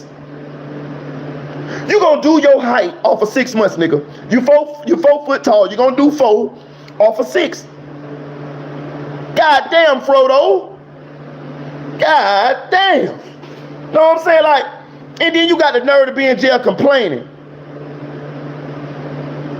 Bro, listen, let me tell y'all something. I ain't the hardest dude in the world. I ain't the killer gangsterest dude in the world. But bro, when you go to jail, when I go to jail, you know what it is. I'm not finna be in that motherfucker crying and all of this type of shit. No. I'm gonna deal with what I got to deal with. He ain't talking about nobody trying to kill him, y'all. He talking about the living conditions. Well, what you want? What you want? What you want your girlfriend to be able to come up in there with you? What you want? Cable TV? What you want? A flat screen, a 55-inch flat screen on the wall? What you want the guards to come by and serve you lobster and steak? It's jail, player. That's what it's supposed to be. It's supposed to be an uncomfortable experience so to deter you from not coming back there. But evidently you ain't learned from your first situation where you was in jail, prison. You got a lot of growing up to do. And I don't like this because you the same dude that portraying an image when I listen to your music. I thought you was hard as hell. At first, when I'm listening to your music, I'm like, oh, this little nigga, he's short. He got to be a gangster. He got to be hard because ain't no way a little midget like that could come up in the Detroit streets and not be about that. But here I see when you go to jail, you crying about noodle water. Man, you know what I would've did? It don't take no hot water to warm up no noodles. Cook no noodles. I'd have put them same cold water, them bitches, seal the little pack, let that bitch swell up, and eat the motherfuckers. What the fuck is you talking about? I get tired of these rappers going to jail, but these gangster rappers going to jail, supposed to be gangster, but then when they get to jail, they not gangster. Stop doing that shit. Stop misleading the youth. You know what I mean? Because y'all leading these boys to listen to y'all music, and y'all leading these boys right to motherfucking jail, but then when your ass get in there, you go to crying, talking about you ain't got no gray poop home. The fuck is you talking about? You ain't even, chances are you done shot people, did all type of shit. So y'all saying y'all music, then y'all want to get in jail and cry about you ain't got no microwave. I ain't never had a microwave in jail. That must be some new shit. I ain't never had no TV, none of that shit. I don't know what jail they going to. I ain't never been to prison, so I don't know. But I'm saying the county and all that shit, we ain't never had no microwave. Micro-fucking wave. The fuck?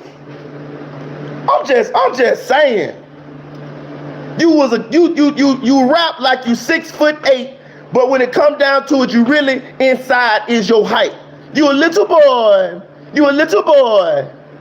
You like Pinocchio. I wish I was a real boy. Come on, bro. Tighten that shit up. Like, you gotta, at the very least, you supposed to held it down for your image. You only had to do 6 months. You could have been out by now. Hey, you know what he gonna say? He gonna tell them people he's sovereign, right? He gonna tell them, I can tell he's slow. That's what I'm saying. Listen, y'all, listen. A lot of these dudes be slow, y'all. A lot of these dudes be not good in school, bro. They be in that motherfucking ESL classes, bro. I'm telling you, they be slow learning disability, bro. I'm telling you, bro. And they just can rap, or they just got a little reputation of being impulsive and dumb on the street, so they brought him a little bit of notoriety, so they spun it into a rap career. He gonna go in there and tell them people he's sovereign, right? You know, sovereign, that means that you ain't a U.S. citizen, so you don't have to abide by the U.S. citizen rules and all this shit, right? So guess what the fucking people did? Oh, you sovereign, right? Well, that means you ain't entitled to the same rights as a U.S. citizen, you little short, little dumb motherfucker, you. You see what I'm saying? Bitch. I'm fucking dying, bro. I'm fucking dying, man. He gonna go, I'm sovereign. Okay, you sovereign. So you ain't gotta have none of these rights that the American citizens got. See what I'm saying? You're not entitled to none of them, you sovereign motherfucker. You need to write down whatever little country in your mind that you is making up in your head that you's a part of and give us your Bill of Rights. Because our Bill of Rights say that we don't got to cater to your little sovereign motherfucking ass. You need to make up a, where you from? Where that motherfucker? Wherever the harbor, wherever Frodo Baggins them from, wherever the hobbits from, you need to write down the Bill of Rights for hobbits and give them to us so we'll know what you entitled to and what you ain't entitled to.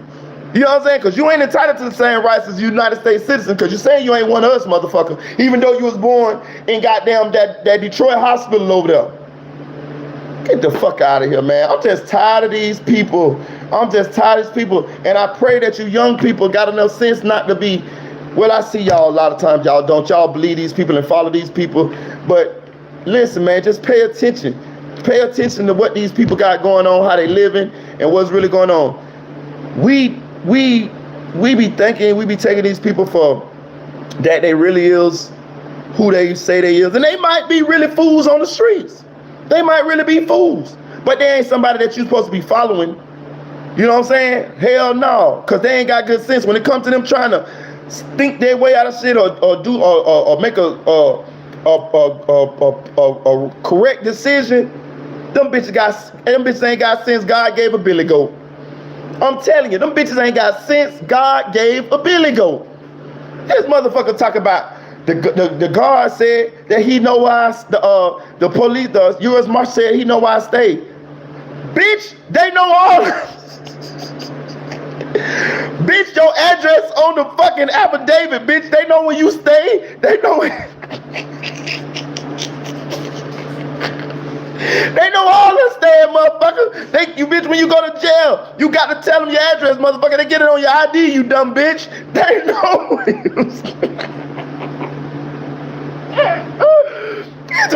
They say they know why I stay. Dumb, motherfucker. Dumb. Bitch, when you on house arrest? I'm tired of them, bro. I'm fucking sick and tired of these motherfuckers leading our youth. For real, bro. Fuck this shit, man. Fuck him. Fuck him.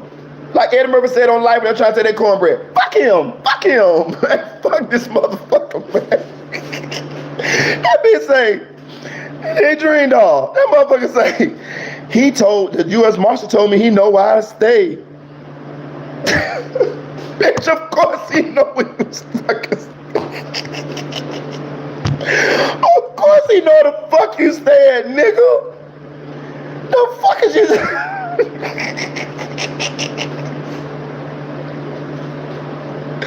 God help him. Poor creature. That poor creature slow, y'all. I listen. Maybe listen. When I seen his height, I was like, wow, he's really short, But maybe it's something else going on in the reason why he's short, y'all. Maybe it's, short but short. It's short, then it's short but short. Cause this nigga is hilarious with the shit he was saying. Listen, then the nigga gonna say, they don't like me. Somebody basically said the guards don't like him. Nigga, you is a gangster. So you say you is a criminal. Dog food. Yeah, we got dog food. Them motherfuckers ain't supposed to be your friends. That's your opposite. You is the enemy. You don't like them. Them is correctional law enforcement officers. You is a criminal. Y'all ain't supposed to like each other. The fuck is you talking about? What the fuck is you talking about? He need to go back to criminal school, or he need to just get out the goddamn streets, dog. I ain't even in the streets no more, and I know this shit. I'm just so tired of his little short self. I'm so tired of this little short creature. Poor creature. He said there's a bunch of them in their gang called 42. Well, goddamn it, they need to talk to him, cause he making them look bad for real. God damn. I'm so confused about what he thought jail was supposed to be. Exactly. Bro, he supposed to be in that bitch like this. Looking like a little bulldog. Even if it was an act, he's supposed to be in there. I'm 42 Dugg, nigga. I ain't gonna let them break me. I ain't gonna be in here crying because I ain't got no water for my noodles. I ain't gonna be mad because I can't reach the sink. I ain't gonna be mad because I can't get on the toilet because I'm too short. You know what I'm saying? You know what I mean?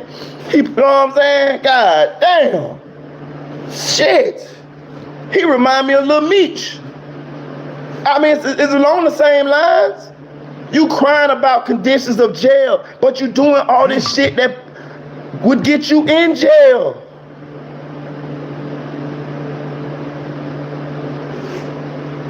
Then when you get in jail, you crying about the conditions.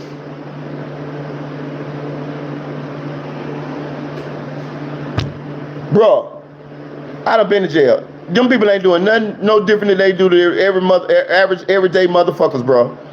This shit happens every day, B.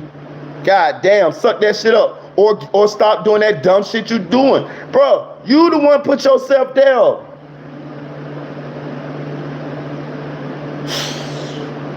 I'm disappointed in you, Mr. 4'2". Now what I'm gonna start calling him, I'm changing his name 42 Dugg. Your name is 4'2" Dugg. 4'2". God damn. You making the criminals look bad.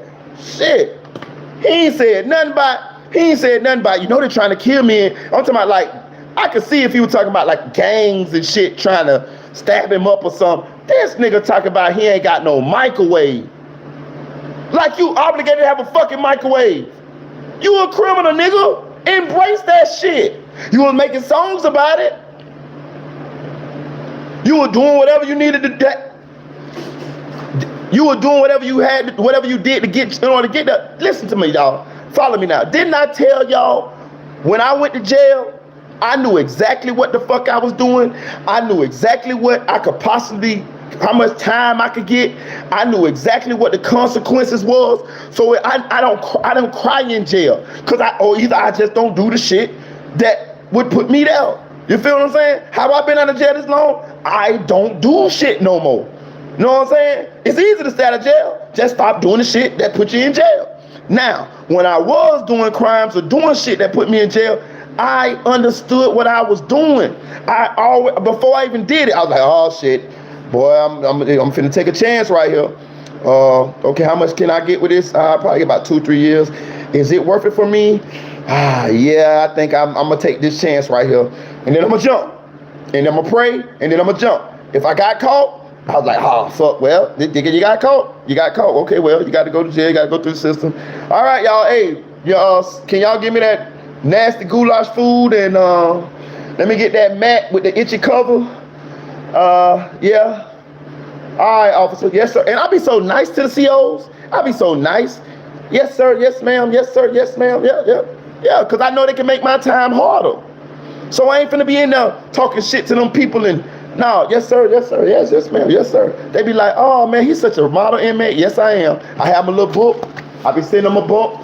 I be in that bitch like Morgan Freeman on motherfucking Shawshank Redemption, bitch. I be in that bitch like I'm really a scholar. I'm talking about I don't talk to nobody. I'm in that bitch with my motherfucking book, with my glasses all the way to the edge of my nose, and I just be in that bitch chilling, reading, waiting for that motherfucking release date to come. Trying not to get into nothing with nobody. I don't play no basketball, none of that shit like that, because I don't need you bursting up against me, trying to see how strong I am. I do my little workout, you know what I'm saying? Get on the little phone when I can, and that's it. You feel me? Shit, you know what I mean? Whatever happen. You know what I'm saying? I ain't talking about they ain't got no hot water for my noodles, and they ain't got no microwave and all this old pussy ass, hoe ass shit. The fuck? Nigga, I'm gonna make me some noodles without motherfucking hot water. I might eat them bitches dry. Nigga, whatever the fuck, nigga. I'm not finna let them know they getting to me in this bitch. You feel me? The fuck? You supposed to be a gangster 42, Dugg. You got the dog food. You know what I'm saying? The fuck? Hit that like button, y'all. Hit that like button. I'm just saying, dog. Is it just me? Am I wrong? You know what I'm saying? Yeah, I might eat them bitches right out the pack. Hey, Dream Dog, I might not even want to eat them bitches out the pack. But since the guard's trying to be nasty to me, I might just go to eating them bitches. Looking crazy at them, Dream Dog. This is how I like them anyway. You know what I'm saying? Just to let them know, bitch, you can't get to me. I might hate them bitches dry, Dream Dog, but I'm gonna play like I like them. You feel? Fuck you mean? You know what I'm saying? Like, and again, I'm not the gangster, hardcore motherfucker. Not me. I ain't no lie to you. But I know what the play be. Like, I know how to act, dog. Like, god damn, dog. The fuck y'all got going on? What's up, Tamika? Thank you, man. I just had one to go over them little hot topics, y'all. Listen, now I'm gonna turn this over to y'all, man. But I hope 42 Dugg be done learned from his mistakes, and I hope he can get out and proceed with his career. And I hope he don't ever go back to jail, because clearly jail is not for him. It's not for me neither. It's not for me neither. It's not for me neither. I'm just being real. It's not for me neither. But I'm saying it's clearly not for him. So I hope he learned from his mistakes, because this experience that he's having in jail should be a deterrent for him. He got a lot of stuff going for himself outside of jail, and hopefully he can learn from this and not put himself back in those situations that'll land him back in jail. Hopefully, for his sake, for his career's sake, for his family's sake, and for those who love him sake. You know what I mean? You want to talk Melly music? You want to talk Melly Marley music? All right. What you want to talk about? What you want to talk about? We can talk Melly now. I'm done with my little topics, y'all. We can talk Melly now. What y'all want to talk about? Go ahead, y'all.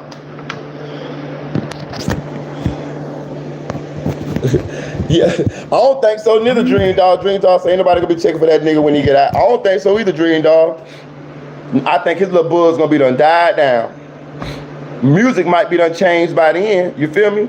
Like, that's what these rappers gotta be hoping. They gotta be thinking about. The style of music might be done changed by the end. You know? Who is Michael Chambers? Let me check it. Let me look him up. Let me look at his name. Let me see.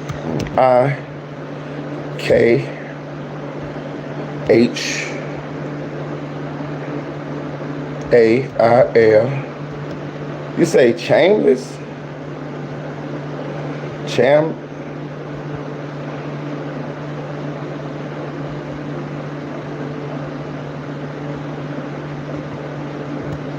Chambliss.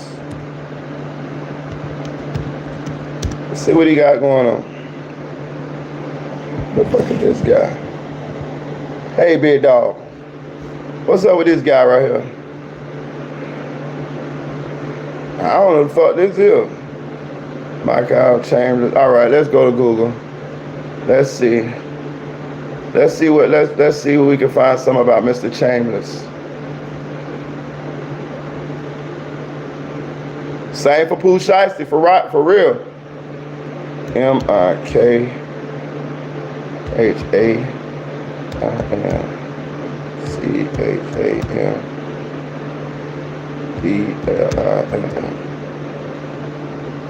Bro, I think you misspelled but the name wrong, bro.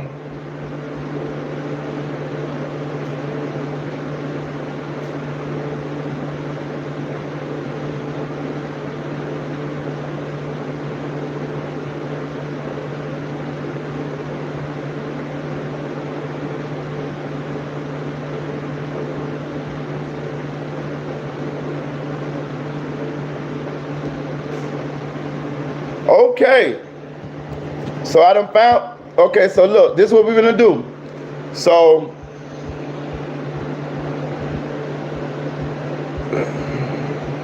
Marlon Music say Michael Chambers, right? You wanna talk about Michael Chambers? So this is what I pulled up, right?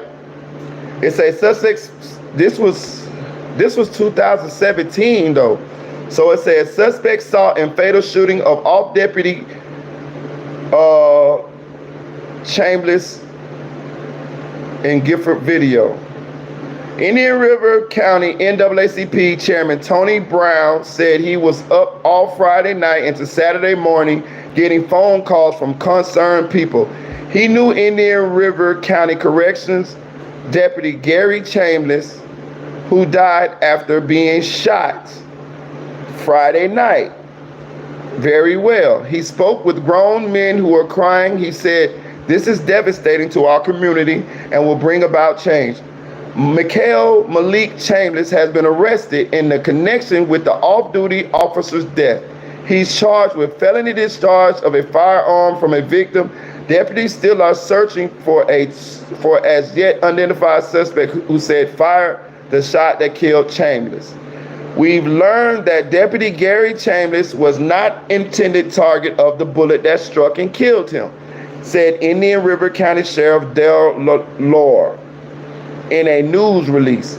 Members of the sheriff's office will continue to work tirelessly until Gary's killer is behind bars. Michael Chambers is the son of Gary Chambers' nephew, Michael Chambers, according to family members. Can you imagine how I'm feeling? Michael Chambers said at his Gifford home Saturday morning. Michael Chambers of the 400 block of 27th Ave, Gifford, is unemployed and lives a block from where the shooting occurred, according to this arrest. He is in Indian River County Jail with no bond. 2 suspects in the shooting were seen leaving the area in a black Chevrolet Camaro, according to sheriff officials. Deputies stopped the vehicle at Powerline Road and County Road 510, where they took Michael Chambers into custody early Saturday. Michael Chambers said he and his son Michael Chambers said he and his son Michael were at a wake for a friend at Mount Sinai Baptist Church in the 4400 block of 28th Avenue, Friday afternoon. It's across the street from where Gary Chambers was shot. A number of people were gathering in the 4300 or 4400 blocks of 28th Avenue. After the wake, the news release states. So, I get where you're trying to go with this, Marlon Music. I know where you're trying to go with this. Marlon Music, what you're trying to do is you're trying to say that this is the police officer that Melly is alleged to have killed.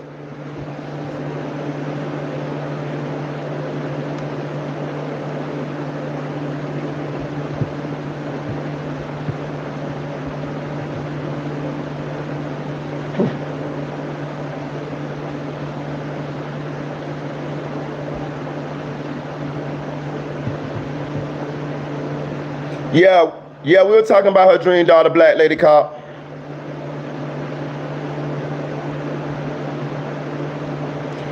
And to back up what Dream Doll saying, 5 years is a lifetime in the music industry. The style of music could change like a motherfucker in 5 years. You know what I'm saying? Listen, okay, I'm gonna tell you like this here. Prior to 2012, lyrical rappers was in. You feel what I'm saying? Look how fast it done changed the drill rap. Now don't nobody want to hear no lyrical rapper. If you ain't already been established like J. Cole, Jay-Z, Lil Wayne, somebody like that, these kids don't want to hear it no more. These kids want to hear, I blick you up, I spin the block, I got a Draco in my drawers. They want to hear ABC 1, 2, 3 rap. But before 2012, before Chief Keef popped off on the scene, it was lyrical rappers. It was Lil Wayne. It was you know, it was them type of rappers. You know what I'm saying? The guys that had a lot of bars. Now it's not about bars no more. So 5 years is a lifetime when it comes to music. Music changes very quickly. It's like you know what I mean? It's very quickly with all these new artists out, with all these different new styles out. Yes, 5 years could be a long time. Look at Bobby Smurda. Look at Bobby Smurda. Bobby Smurda did what, 7 years? And he was hot before he went in. But now don't nobody really listen to Bobby Smurda like that. Think about it. You know, I'm just saying. He gonna get welcomed like Boosie did.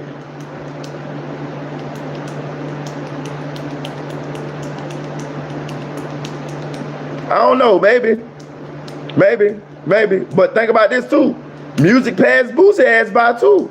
Boosie was just on Vlad TV saying that if he had not did 5 years that he did, I think he got 8, but he ended up doing 5 in jail and had to do some more probation. If he had not did the time that he did, he would have been farther along in his career as well. So even 5 years hurt Boosie's career. Boosie didn't pop back off like he was when he got out. You know, I remember Boosie had one album that flopped like a motherfucker. He was getting mad as hell that people wasn't buying his album. Boosie just really good at hustling and doing other things in order to keep himself relevant, staying on Vlad TV. He'll go around and do features for local artists for the low and get a bag like that. You feel what I'm saying? Like Boosie probably got the most videos and songs with local joker rappers than any rapper I ever seen in history. Boosie will go and do a song in a video with a rapper from a hood for $5,000. You see what I'm saying? Boosie do shit like this. So You know, that's kind of like how he stayed relevant. He stayed on Vlad TV. Vlad TV keeps Boosie relevant, to be honest with you. Exactly, that's what I'm saying. Like Boosie, like let's be real. What songs do Boosie have made recently that popped off? None. But he's still making music. He's still doing videos and shit for people. He lost his traction when he did that time in jail. And that's what I'm saying. Music changes. It changes very fast. Very fast. Tamika to my Boosie better get an OnlyFans. Yeah. The first, I told you I used to rap. So the first show I ever did was Webby. The first person I ever opened up was Webby and Kaya. This was when my neck, my back had just popped off. So yeah, Webby was the man. I actually opened up for Boosie a couple times too. I opened up for Boosie probably about 3 times, 2 or 3 times. Never met him though. Never met him, but I opened up for him a couple times. Yeah, but it ain't about the age he is, Jay. Jay says you're forgetting Shiesty's like 21. It's not about the age he is. It's about the style of music that people are consuming. And hopefully for Shiesty and those guys that's actually 42 Dugg and those guys that got to do a extended period of time, hopefully the style of music hasn't changed by the time they get out. You see what I'm saying? It's not about how young they are. It's about whether people are going to be listening to that shit that they be rapping about when they get out, or the way they rap about it. You get what I'm saying? Like I'm telling you, before 2012, it was lyrical rappers. No, nobody want to hear that shit no more. Don't nobody listen.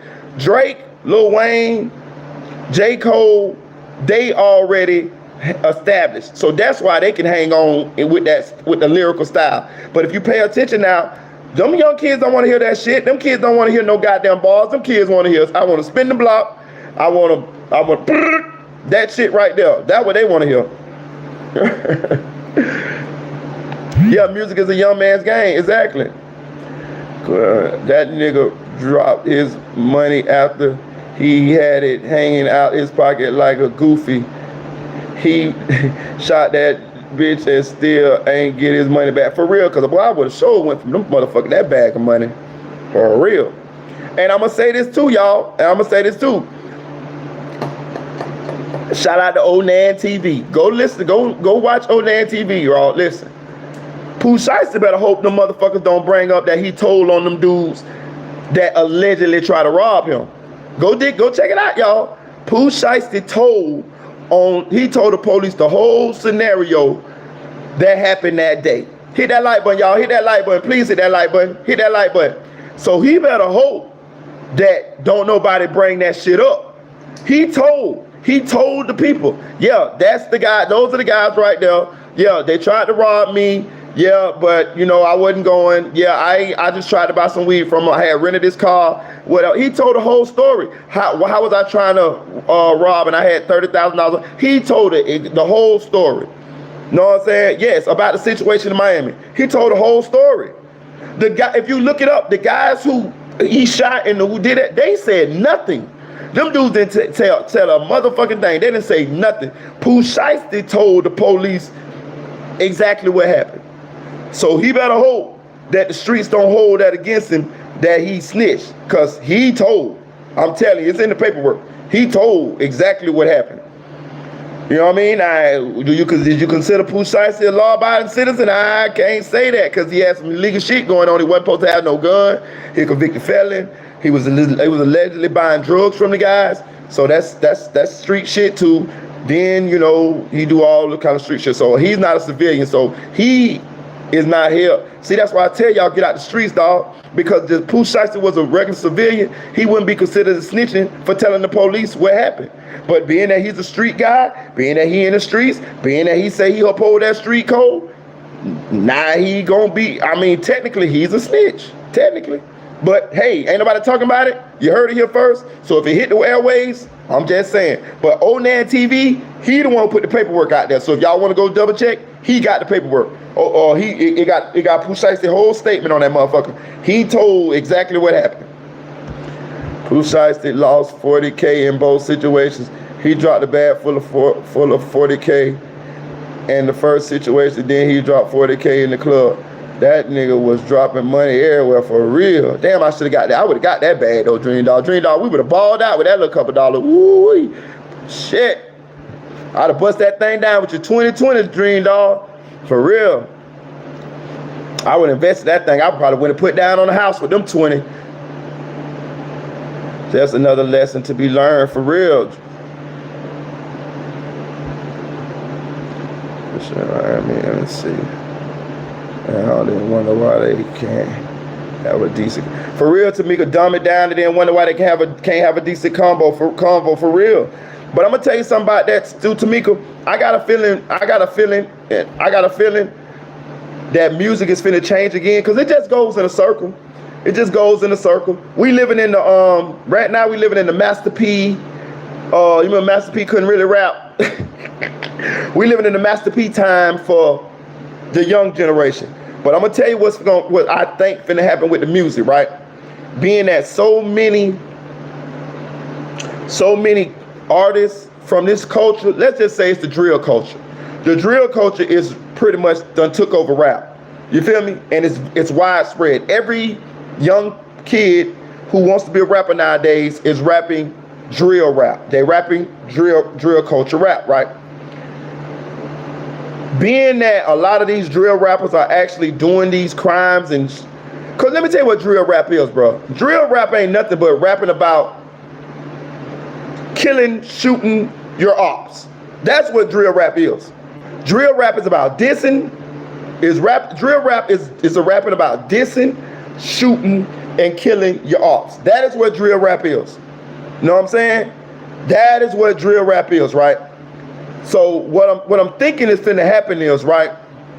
I think being that a lot of these drill rappers are actually going to jail and perpetrating these crimes, I think that what's finna happen is when these record labels start getting sued for the crimes that these drill rappers are committing, I think then we will see a change in music. I think then it's going to spin back around to the people who just make music and who are just talented, who are not exactly living in the streets or doing the drill culture and all of that. Because it used to be about just talent. You know what I mean? It used to be about, oh, you got to really be killing people to be a gangster rapper and all of this like that, you know. So I'm thinking that once these companies start getting sued for these rappers that's on their labels actually perpetrating these crimes, I think then the record labels are going to stop signing these guys as much and stop promoting these guys as much. Now these guys, if they from the streets and they got a little bit of money, they still will be able to promote their music on their own. They'll be able to go independent. But I do believe it's going to slow down on the mainstream level, because these big companies, only if they start getting sued. And as we can see in the Melly case, 300 is getting sued. 300 is being sued by the families, right? That's because they signed Melly. You see what I'm saying? So if this continues to happen, I think the record labels will have to make a decision. Either we're going to not sign these guys, or we're going to keep signing them and keep paying these lawsuits. And I think that's what's going to slow down the drill culture. I ain't gonna say it's gonna stop it, because it's so widespread and these guys now can go independent and fund themselves. But as far as like on the mainstream, to get them getting the big money, them getting marketed behind with these big machines behind them like Universal and Atlantic and these big labels, I think that's gonna slow down, because these record companies are not in the business of losing money, because these guys are actually out here perpetrating the crimes that they say in their music. That's what I think. In this generation, ruining young minds. Notice how John Moran is acting goofy. Kobe started playing super young, and he wasn't posting toting guns on social media. I think honestly, he's a little slow upstairs. Dream Dog, it's true though. There are no more artists for real. It's just entertainers, if you know what I mean. You're right. And I'm gonna tell you another thing, Tamika. They let the street dudes in the door, man. I'm just be real with you, bro. That's what really happened. I mean, don't get it twisted. Hip hop always been the street. It come from the streets. It had street guys in it. But what I'm saying is like they let the real goons in the door. You know what I'm saying? It used to be okay if you got talent, you can rap. When I mean rap, I mean you could rap. I mean you had skills. You know what I'm saying? Then you had an opportunity to make it. But now it's not about skills as much anymore. It's about, are you living what you're saying you're living? Did you sell a lot of dope? Did you kill somebody? Did some of your friends get killed? Did you get shot a bunch of times? Do you got a lot of money that you made from street shit? It's more about the image, the backstory, the look than it is about the talent.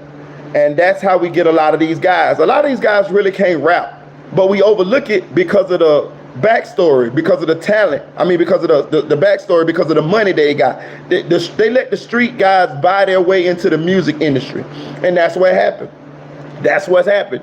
And inadvertently, it choked out the backpack rappers, the guys who was really could rap, who really just the J. Coles, you know what I mean? Those type of guys. I'm telling you, J. Cole is one of the last of the Mohicans. Lil Wayne, J. Cole, them type of guys. Them guys is like the last of the Mohicans. If you pay attention, they get, it's less and less of them every day. You know what I mean? Yeah, De La Soul, etc. Those type of guys. But I have a feeling that the tide is going to change somewhat. If you pay attention, right, you see the song that Dugg just dropped with J. Cole? You see? Because Dugg paying attention. Dugg paying attention to what's going on. Even though Dugg is a drill rapper himself, he's trying to pivot because I think music is finna pivot because it's just been complicit in a lot of these crimes that's going on, man. It's been complicit, man. These dudes is actually going out there murdering people, killing people, and getting murdered. And these record labels are being sued or going to be sued, as we can see, 300 being sued in the Melly case, and they're going to be liable for some of this money because to pay some of this money because your artist is out here actually living what he's saying in his songs, and you facilitating this. You know, think about it. It ain't even no love songs no more. For real. Shout out to Sophisticated Nunu. It ain't even no love songs no more. Nigga don't even want to love the woman no more. Nigga wanna, you know what I'm saying? Nigga wanna blick her up too. God damn. These niggas don't even want to make love no more. But hey, man, I don't want to sound like the old guy on the block. You know what I mean? But I'm just saying. I'm just saying. These niggas want to make love to their Draco. I don't need a woman, I need my Draco. I'm Killer Joe. Then they get to jail. I don't got a microwave. These guards don't like me. Man, get the fuck out of here, man. I'm tired of you motherfuckers, dog. Hit that like button, y'all. Hit that like button. Hit that like button. Hit that like button. Hit that like button. Hit that like button. Let me see.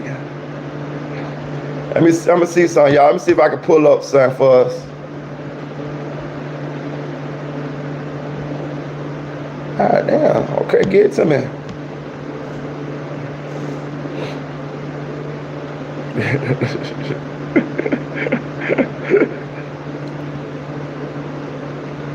Hold on. Uh-oh. Hold up.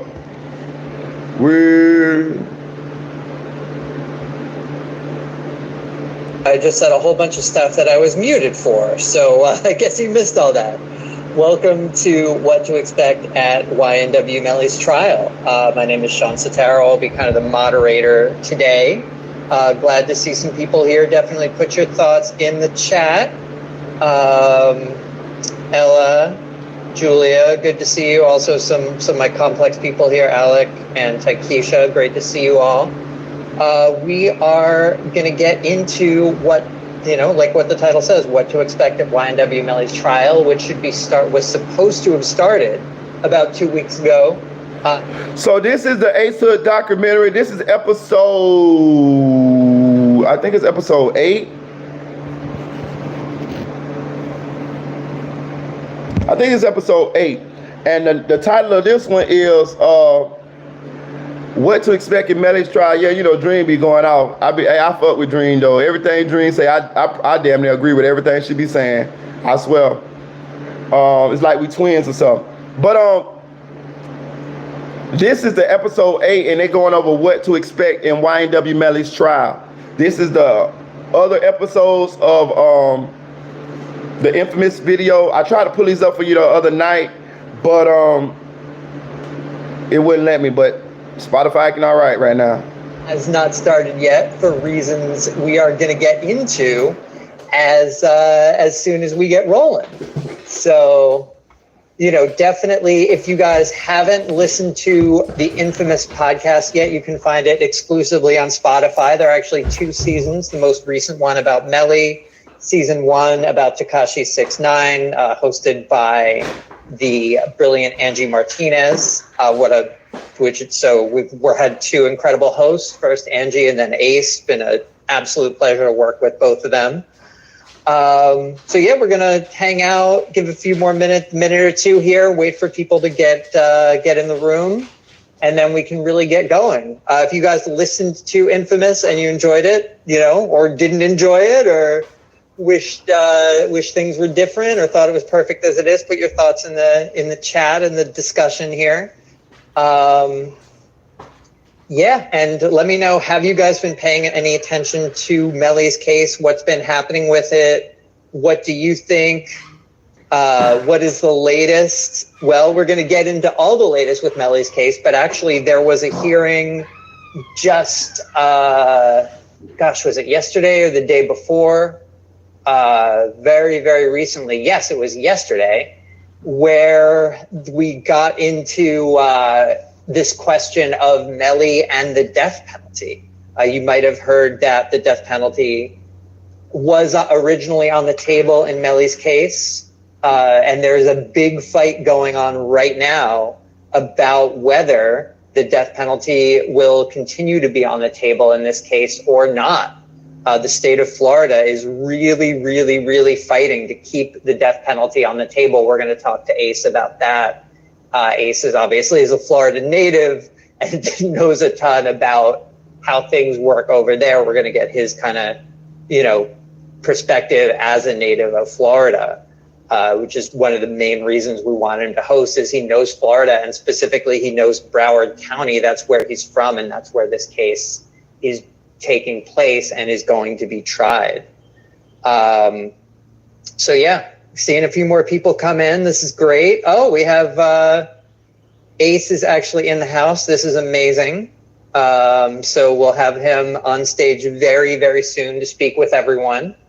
But yeah, again, welcome to infamous bonus episode, What to Expect at YNW Melly's trial. For people just getting here, we are going to break down what is going on and what we can expect as soon as we get going. Oh, and we got Ace on stage here. So, yeah, and again, add stuff in the chat. If you have comments, if you have questions, make sure to add them in the chat while we're talking, while we're going over the details of the case, so that we can respond to your questions. There's a lot of stuff, and I've been, you know, reporting on the case and watching a lot of the hearings. So I want to make sure that we get into what is interesting to you, to everyone listening to this right now. Yeah, drop your questions. Like our host account says, drop your questions here, right in the discussion. Yeah, I guess we can wait a few more minutes for people to get here. But while we are doing that, Ace, how are you? What's going on? I'm good, Sean. Thank you for asking, brother. Yeah, it's good to hear from you again. And I guess, you know, one of the big things that, you know, while we're going here, we're going to just get into it. You know, wanted to jump right in and say, you know, it's been a number of months now since the podcast was out in the world. So, you know, as someone who hosted it and obviously was in on the process while we were putting the show together and really gave your voice to it, Ace. Tell me a little bit, now you've had time to reflect, what your experience was like, you know, really diving into this story to make the podcast. Man, thank you for that too, Sean. I would say some of the things I learned, I think just diving into this, I think for one, it's unfortunate, right, to see. You know, I went to smoke Raw Nature. A situation like this, right, with these type of allegations and all of this happening around. I went to smoke. For one, but I think that definitely. I think just hearing the story, man, I think the story is a little bit crazy when I do hear it. You know, so many moving parts, moving pieces to it. But I think just diving into it, I think there's a lot of comparisons, a lot of things that I understand from my perspective as just being a Black man growing up, you know, in a hood community or whatever, and just knowing like the lack of resources, knowing like the mindset around you know, finances and stuff like that, and right, being the thing from your city or whatever, people supporting that. I mean, you can, but it limits the monetization on it. You can, but it'll limit the amount of money you can make by them placing ads in your videos. Positive things, but also a lot of negative things. So, yeah, man, I think just diving into it, I think I learned a lot with this case, man, and I think most importantly, I just think that it's just unfortunate that he is in the situation and dealing with this. I'm just hoping that we can get to the bottom of this and somewhat understanding, rather. So yeah, that's you know, that's what I think everyone is trying to do or thinks they're trying to do.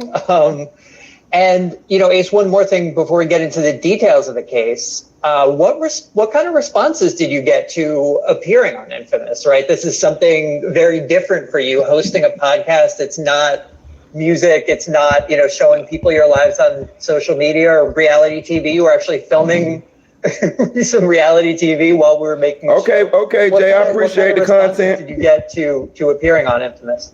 Yeah, so the response has been pretty crazy, right? People have reached out to me, come up to me and say, yo, bro, I heard you on an Infamous podcast. I think people are really enjoying it, right? Hearing me the story. And also, I think it's like, it's been really cool, the fact that people can understand it in the way that maybe that I explained it, and maybe in a way they probably wouldn't have understood it before. I think that's really cool because, you know, it's very, very new space for me to be in, but also for even my listeners or other listeners who didn't know that I was into this.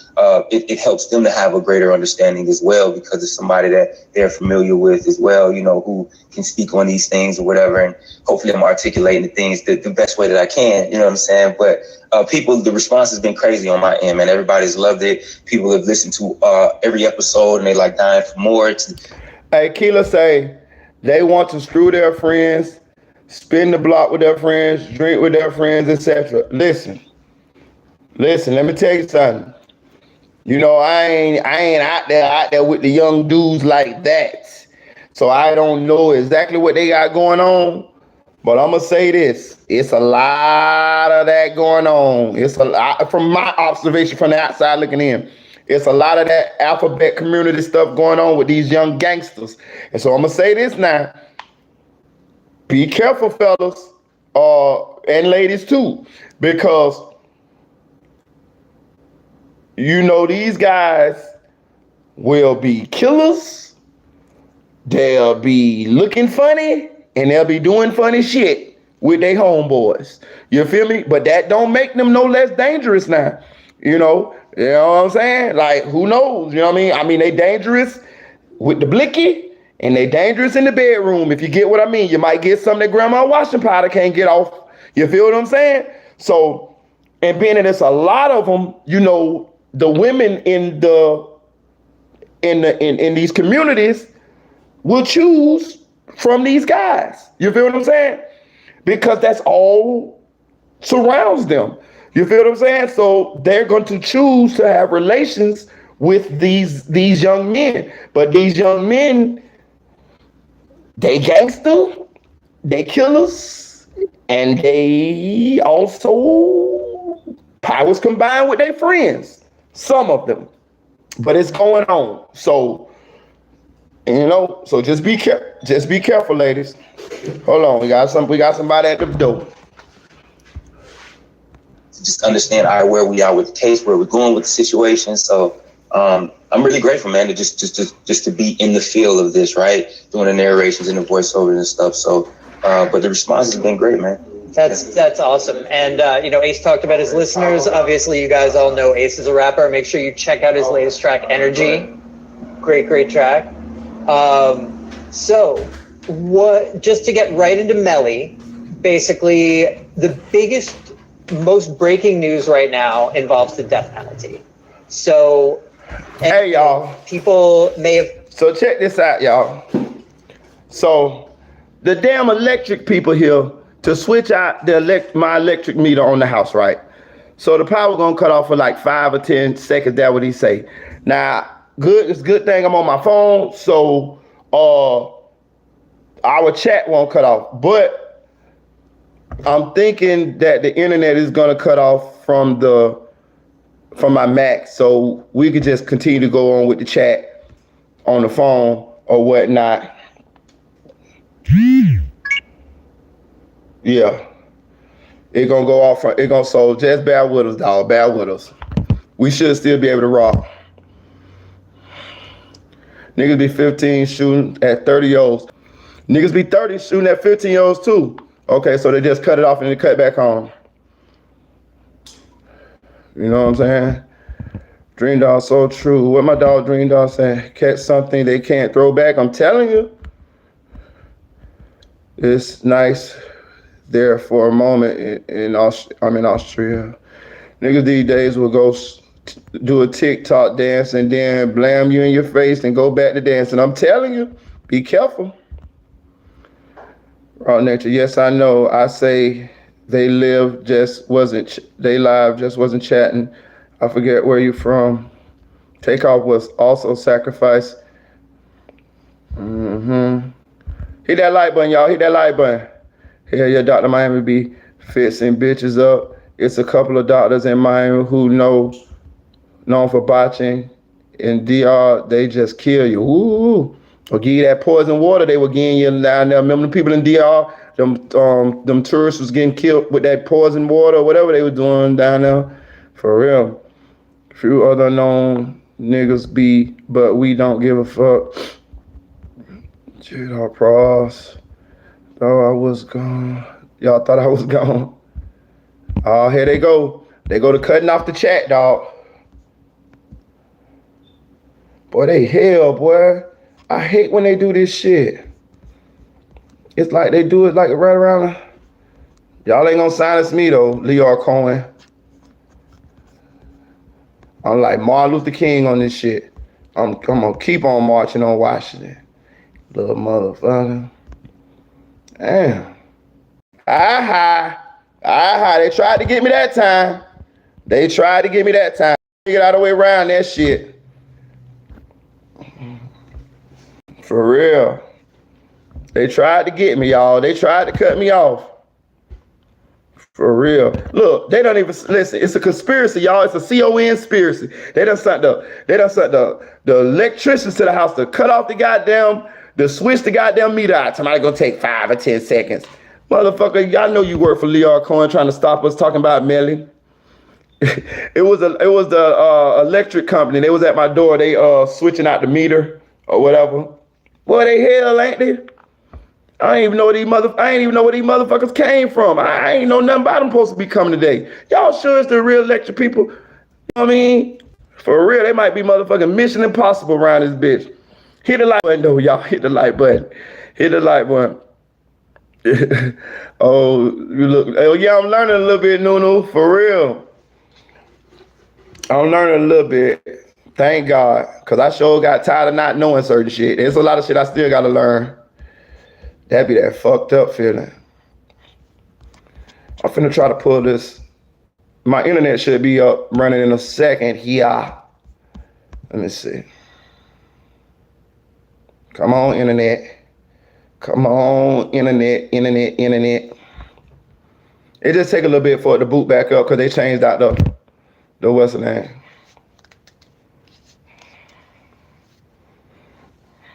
Dangerous with the blicky and dangerous with the Keela say these niggas nowadays dangerous with the blicky and dangerous with the dicky. I'm telling you, bro. I want y'all young ladies to be safe out there. You know what I'm saying? Let me tell y'all what y'all do, young lady. Let me tell you what a young lady did to me. And this still ain't no guarantees. But let me tell you what a young lady did to me. Me and her was kicking it. We was vibing, and she actually was a nurse. She still is a nurse, actually. And she liked me. And she was like, listen, after we had went on a couple of dates and stuff like that, we was dating probably for about 2 months. And she told me, she said, look, I like you. I feel like I want to take it to the next level with you, but you gotta go get tested. You feel what I'm saying? Like, she straight up told me, she was like, you gotta go get tested. Like, if you want to do the horizontal mambo with me, you gotta go get tested. So I went and got tested, and I gave her the test, and maybe the next couple times we went out, we ended up doing the horizontal mambo. Hold on, but let me tell you about her. She still made me put on a condom. Straight up though, I swear to God. You know what I'm saying? Me and her never had unprotected sex, but she did do that. She did make sure that I went and got tested, and that's how we was able to move forward in our situation. Because other than that, it wasn't gonna go no farther, and I respect her for that. You know what I'm saying? And that's how it went. And I suggest that a lot more of us do that. You feel what I'm saying? A lot more of us do that, because you could end up having relations with somebody, and then the situation don't work out, and then you move on to somebody else, and then you don't know where you got sick at or wherever along the way. So it was a smart thing for her to do, and she did that. And I think that's what blueprint that we need to follow that, man, for real. That's what she did to me. I promise you. I went right on down there because I wanted that taco for real. I wanted it bad, and I got it too. And she was, and I like the fact that she did that though. You know what I'm saying? I definitely like the fact that she did that. Yep. Shout out to her. I ain't gonna say her name, but shout out to her. She's still my friend to this day. Yep. She got married not too long ago. She's still my friend to this day though. People may have heard that, and we talked about in the podcast, when Melly was charged, first degree murder in Florida, sort of how that goes. I wanted that taco. You have a trial to determine if you're guilty or innocent. Badass, holler like a panther. Yow, yow, yow, yow. Then when I got done, y'all, I just stood up off the bed and did like this. She said, boy, what you doing? I just killed you. Boy, you so crazy. I just killed you.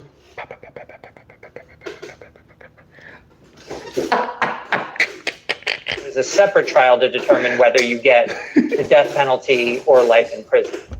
But in all of these legal back and forths, and they're going to charge him with this and say he did the crime for that reason.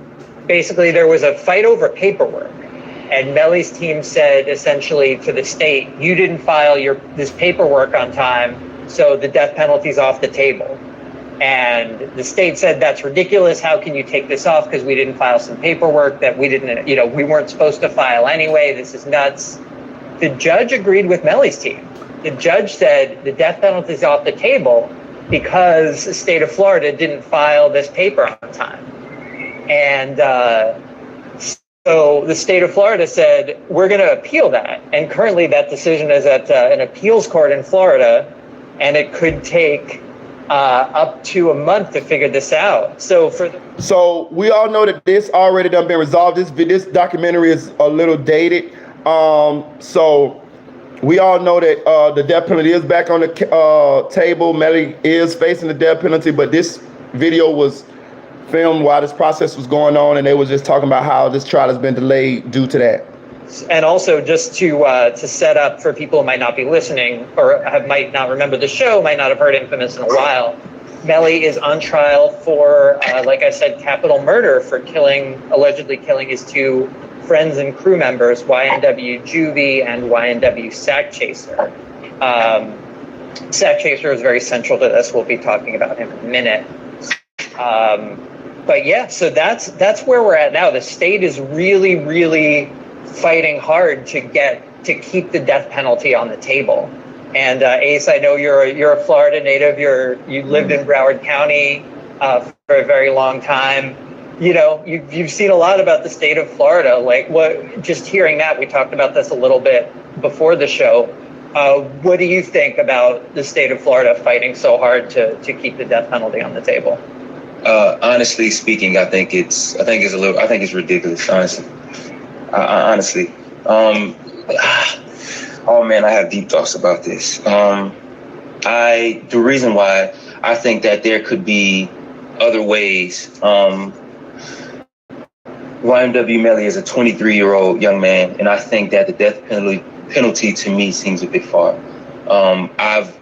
I've always had an issue with that, honestly, man. The idea around that, I think that there are other ways in which, like, we could, have disciplinary acts, on the people who commit crimes or things that go through. There's other, I feel like, programs that can be inserted and stuff like that, especially for young men like himself. But that's honestly what I think about that, man. I don't, in this particular case, I don't think, to me, he deserves a death penalty.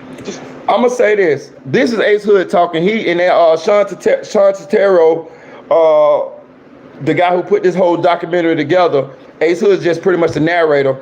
Ace Hood is telling Sean Totero that he does not agree with applying the death penalty in Melly's case, and pretty much he's against the death penalty altogether. I'm gonna say this, not motherfucking me.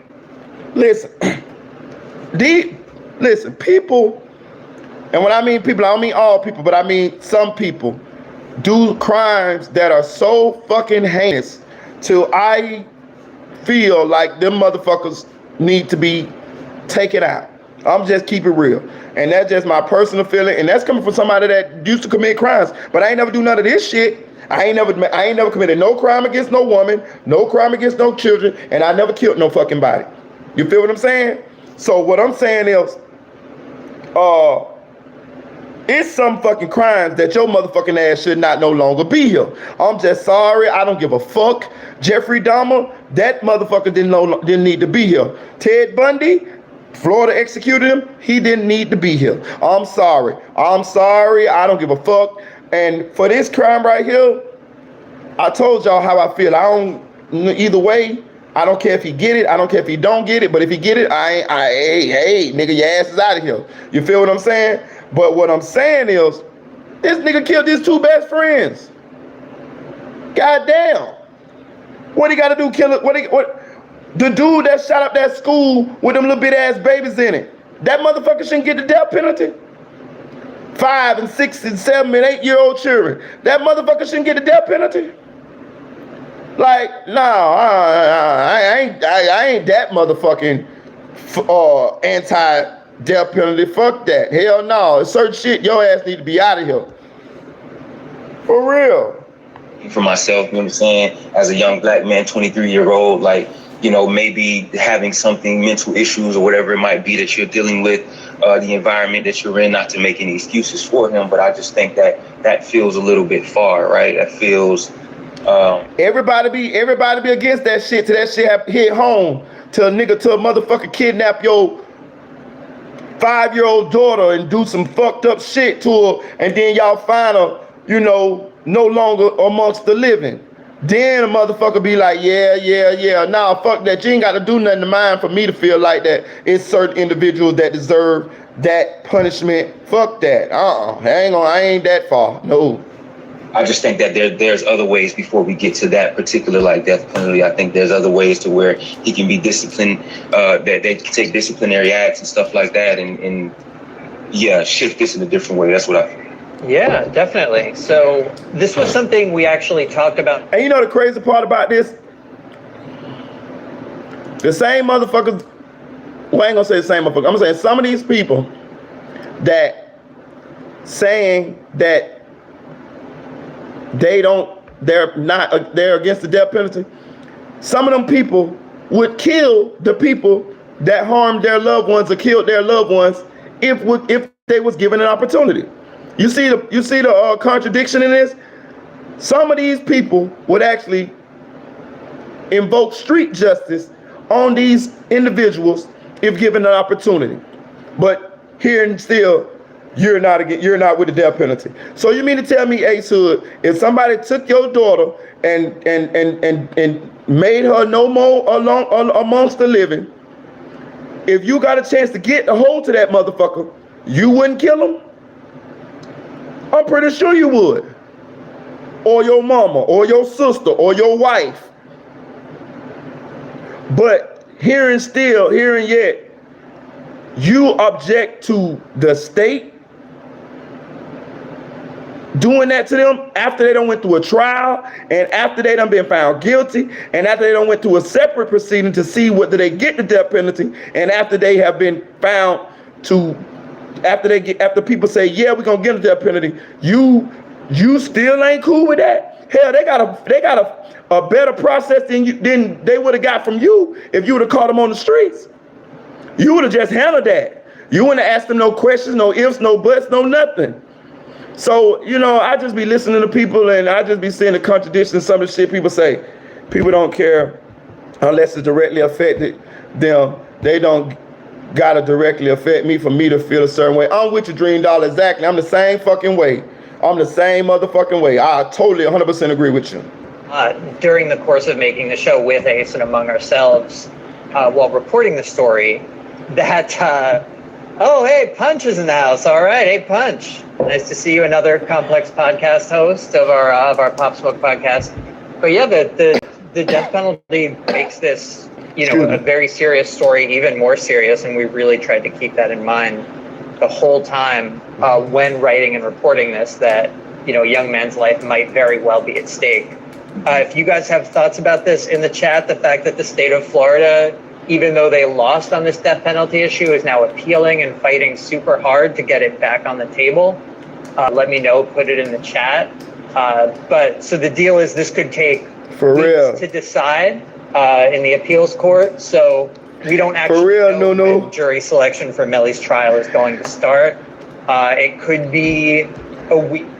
No, I ain't heard from Ace Hood since that fake rolling fell apart on his ass on the red carpet at the BET Awards. That's the last time I heard of that nigga. That nigga career crumbled when that goddamn fake rolling fell apart. Y'all remember when that rolling fell apart? He was doing that goddamn interview. That motherfucking face popped off that bitch. He tried to grab that bitch. Nigga, the whole world seen that fake ass rolling. That's the last I heard of that motherfucker. Yeah, with the fake Ross Dream, dog. That's the last I seen of that nigga. Fuck you, B. It could be 3 or 4 weeks. Could be a while. So, and I think is there someone who has a question, Elsa?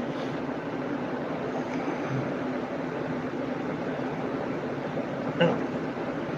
Elsa says Florida is a pro-life state, but wants the death penalty.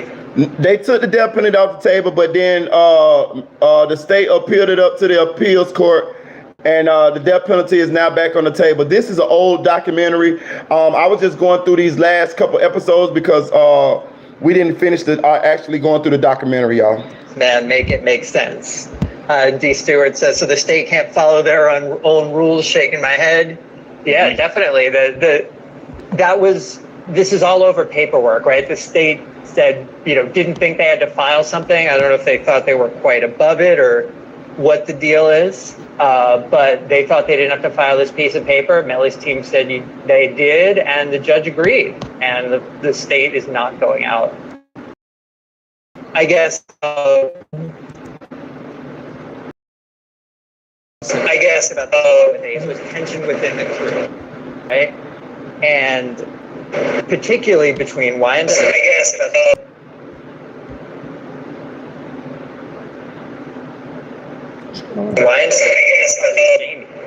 If any of you guys were paying close attention, you might remember threats flying back and forth on social media, all kinds of things like that.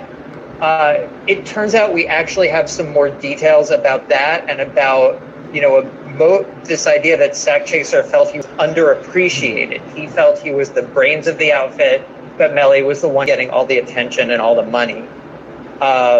This is definitely without getting into the particulars of this, Ace, can you kind of tell us a little bit about your own experience with that, about, crew tensions that can bubble up in rap crews when one person gets all the attention and the other person thinks, well, I did all the work?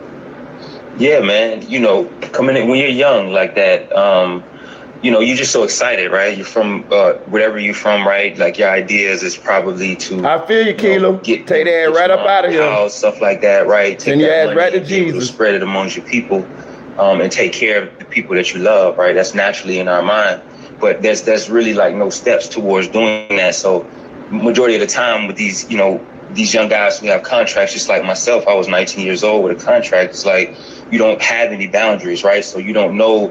You come in with a group of guys, right, who don't fit the criteria of that position, rather whether it's a role manager, whether it's a manager, whatever it is. So mainly that's kind of like a free for all for a lot of people when they start in the industry, because you got homies around you who you place in these positions. So this is one of the things that I relate to is like, early, even as we started to go on and like get deals and stuff, and then the money started to come, and then once the money started to come, and then when the money came, you bought a fake rolling, nigga. Stuff, and once that start moving around in terms of where that gets allocated and where it's gonna go, it can really cause a lot of confusion between like me too, Dream Dog. When I see that nigga peace call, I say you don't establish any boundaries. Bitch, I think the whole world stopped. People who think that they deserve this for just doing that. People who, what I'm saying, is everybody who thinks that they deserve. Ooh, I was so shamed for that nigga.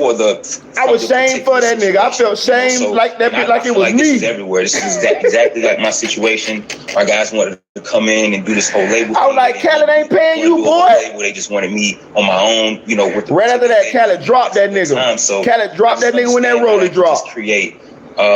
It can just create. Now you doing documentaries between one another. You know what I'm saying? And especially if there's other parties outside or maybe inside the circle, but outside that's egging that thing on of, man, you deserve this. You're supposed to have done that. Like it can really get really messy within that, and very dangerous also too, because, you're talking about young black men who have no understanding of how to save money, grow money, allocate funds or anything. Like this is the place that we come from, so it's like I understand that sentiment very much. Like you give people this money and they never had that, and then they don't know what to do with this. It's like in where we from, man, it can just get very dangerous and it can kind of go off the hinges a little bit. So that's in the way that I relate, and I think like where some of the confusion with this one is because there were no boundaries, right? That's why the parents and both sides were just kind of going at each other, and there was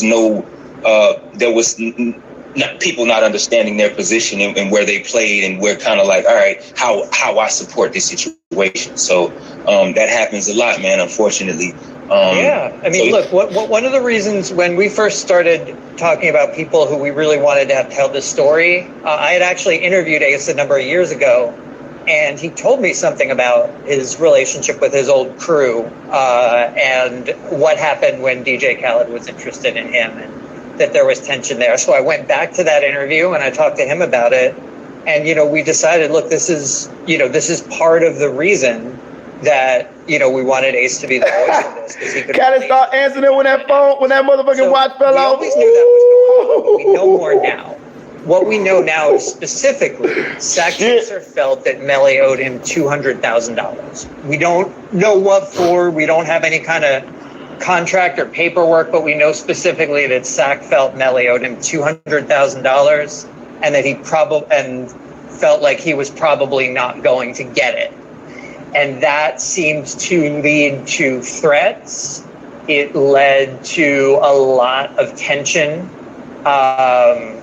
He felt like somebody, maybe a record company, maybe not, owed him $200,000. The lead detective in the case says it was the record label that owed it to Sack Chaser. We don't know if that means the management company or a record company or the record company that owns the record company. It's a little unclear. Sack Chaser's mother felt this too. She said he felt like, she recalled her son saying, "I'm probably not going to get my $200,000. I'm probably not going to even get my money, Ma." And Sack Chaser's mom very much believes that her son got killed because of this money. She said in a deposition, which is like an interview you do about the case, she said, "I believe something happened when it came down to my son. Somebody owed him some money."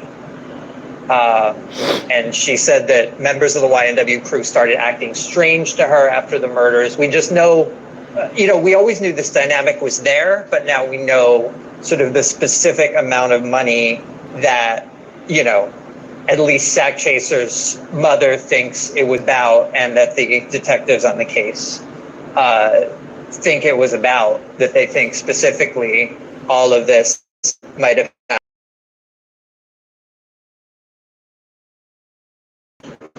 Especially going from wherever you're going from to like 200,000, or even feel like you're old, there is a certain level of entitlement that comes with that. I understand that. But definitely, definitely a dangerous amount of money. You know what I'm saying? And yeah, it really is. And in this case, may well have been dangerous. So that's one of the big things here, is we have a bigger picture of some of the details around tensions between Melly and Sack. Sack, so all of the YNW crew was living together in a house in, I think it was in Miramar. And it is, I guess, Sack Chaser was the one who kicked Melly's mom out of that house. If you guys watch the YNW Melly, so Sack Chaser kicked Miss Jamie out the mansion, y'all. House, you can actually see footage of all three of the guys, all four with YNW Portland inside the house.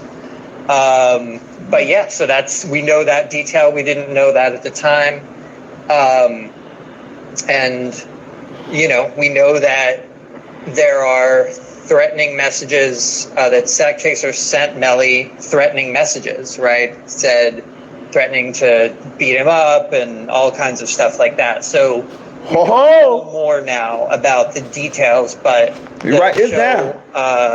Infamous, the story of YNW Melly, gets into this whole dynamic between Sack Chaser and Melly and the tensions there. We talked to Sack Chaser's closest friend, who really had an inside scoop. She plays a very, very large part in the series, really kind of giving voice to, what Sack was like, how he thought about stuff, and the role he played in the crew. Say Sack threatened to beat Melly up, y'all. So that's really one big theme of what I beat you up, I beat you again. Infamous ended. The second big thing we know is that a lot of people who talked in the police investigation are not talking anymore. So before Melly was arrested, the cops went around and tried to figure out essentially what happened with this murder. And they talked to a bunch of people. They talked to people who were there, people who got phone calls on that night. But, now that Melly is arrested and facing trial, a bunch of those people are kind of in the wind. Those people include someone who said he saw Melly's manager grab the murder weapon after and take control of the murder weapon after Jacoby Mills, the hours after the crime. Some people who were with Melly at the studio. Everyone left from a recording studio, and then the murders happened after that. People who were at the studio with the crew, and Melly's girlfriend at the time, who he called immediately after the shootings, and her mother, both gave statements to police in the immediate aftermath, when it was unclear what had happened, and people thought it might have been a drive-by. Now they are near impossible to get in touch with. So, if you guys have any comments about that, let me know what you think about that. That's another kind of big thing, and we don't know yet how that's going to affect the story the state's going to try and tell at the trial. And, Ace, again, not getting into what the motivations of any of these particular people might be, but tell me about that general dynamic about people who even, after something happens, sort of are cooperative and are willing to say what happens, but when it comes to like a criminal trial situation, all of a sudden, it becomes hard to get in touch with them. What do you think about that? Well, I think I think it makes sense, in terms of timeline. I think life also takes place for other people. And I think, like, right as time goes on and things kind of not die down, but as we kind of like things kind of settle right and information, we start to get a little bit more new information here and there. I think it gives time for people maybe to just to kind of think about it, right? To think about, how they may or may not be supporting him in this situation. You know what I'm saying? Like, and I think that's a very real thing, so I think it's an understanding of, a lot of people would come, or those people would come forward earlier on as opposed to now, because when things settle and you really wrap your head around it and you think about him and you think about what happened and, you just, your heart kind of lightens up, if that makes sense. It lightens up a little bit. You start to kind of see things from a different perspective. And I think, people are just trying to figure out how to support him in a way, but not hinder him with, you know what I'm saying, with invalid information somewhat, you know what I'm saying, because it's like the course and we allow them to do their jobs. But I think most importantly, for anybody who's maybe overviewing this case, I would hope that they would just wish the best for this situation, you know what I'm saying? Whatever that greater good might be, you know what I'm saying? Yeah, that's definitely. Yeah, the best is justice for the families. One thing I want the people who are listening here to weigh in on. Oh, Jifa, hey, Jifa, great person who played a big role in all of our podcasts here. Great to see you. Thanks for tuning in. So I want to jump in for a second to this Melly's then girlfriend and her mother. So basically, Melly calls his then girlfriend after this incident where, two of his friends are killed. And, he tells her, we just got shot. There was a drive-by, and the cops are obviously very interested in this call, ask her about it. The mother saw the call because I believe it was I think it was FaceTime. So the mother saw the call. And, at the time, in the early stage of the investigation, they talked. Now they have been subpoenaed multiple times. They're dodging, changing addresses, all kinds of stuff to avoid getting involved. And what came out in all this, and this is what I want everyone's opinions on. So it came out that Melly's mom, made a car payment for the ex-girlfriend. And Melly's manager sent her mother, a $5,000 wire transfer. I told y'all he paid for that lady to go down to Virgin Islands. That's witness intimidation. I told y'all. Trying to buy them off and trying to say, look, we'll. So Track gave a lady $5,000. That's the girlfriend mama. You better. And pay the car payment. But Melly's legal team says, look, this is just something he was doing for his girlfriend. Like, you should see the money he spends on his current girlfriend, even though he's in jail. It's ridiculous. Like, this is just sort of typical rapper stuff. This is nothing to look askance at. So this actually became sort of a big deal in some of these pretrial hearings. So I guess, if anyone in the chat or, wants to say something, kind of what they think about that. Like, this actually became a pretty big issue. This idea that Melly and his manager were, giving money to people who potentially are witnesses and now are seemingly reluctant. So that is something else that has happened since we ended the show. Okay, someone wants to jump in and talk. D. Stewart. All right. Hey, so I'd just like to weigh in. I mean, I think kind of with the previous point that you already brought up with the idea that in general people are reluctant to speak, especially as things kind of get serious and the stakes get a little higher when you talk about testifying in court and, someone's life being at stake. That just kind of makes sense. And then, like they said, a little 5 bands, that's a lot to me, but to somebody else, that's really not that much. And then if there were like multiple payments, I could maybe see some coercion going on. But like a car payment and one $5K wire, that's not really much to stand on, in my opinion. Yeah, thank you. Yeah, definitely. So that is, thank you. That's great. Yeah, that's definitely what Melly's team said. His lawyer, I believe it was his lawyer, Raven Liberty. He has 3 lawyers. But Raven was the one who, basically said, look, you should see what he spends on his girlfriend now. Like, this is, you think $5,000 is. So I want y'all to understand, Melly is spending money on women, the money on, and he also paying people off. Definitely. In one case, like I said, it was you a payment. might be finna face. I don't know how they're paying her life. So he basically taking care of women. Information and not Mariah. I'm talking about his current girlfriend. He was taking care of this woman, holding on, and you in jail, bro. Like I'm just saying, like I ain't saying you ain't supposed to, but I'm saying like. So something else. He might be running out of money. Before we get into some issues surrounding lyrics in this case, along with the legal fees and stuff, obviously all over the news with YSL and all that kind of stuff, and also plays a role here. We know now. But I got a tip from a little birdie, Melly's Instagram messages on a particular day. And I did. And what I found was, just hours after the shooting, Melly, first of all, attempted to buy a gun, which, is not. She cheated on him, Yellow Diamond? She did. Which, it was after. So it's not like this is not the murder, could not have been used in the murder, obviously. But there was one other Instagram exchange where Melly was talking to a friend and he said, I did that.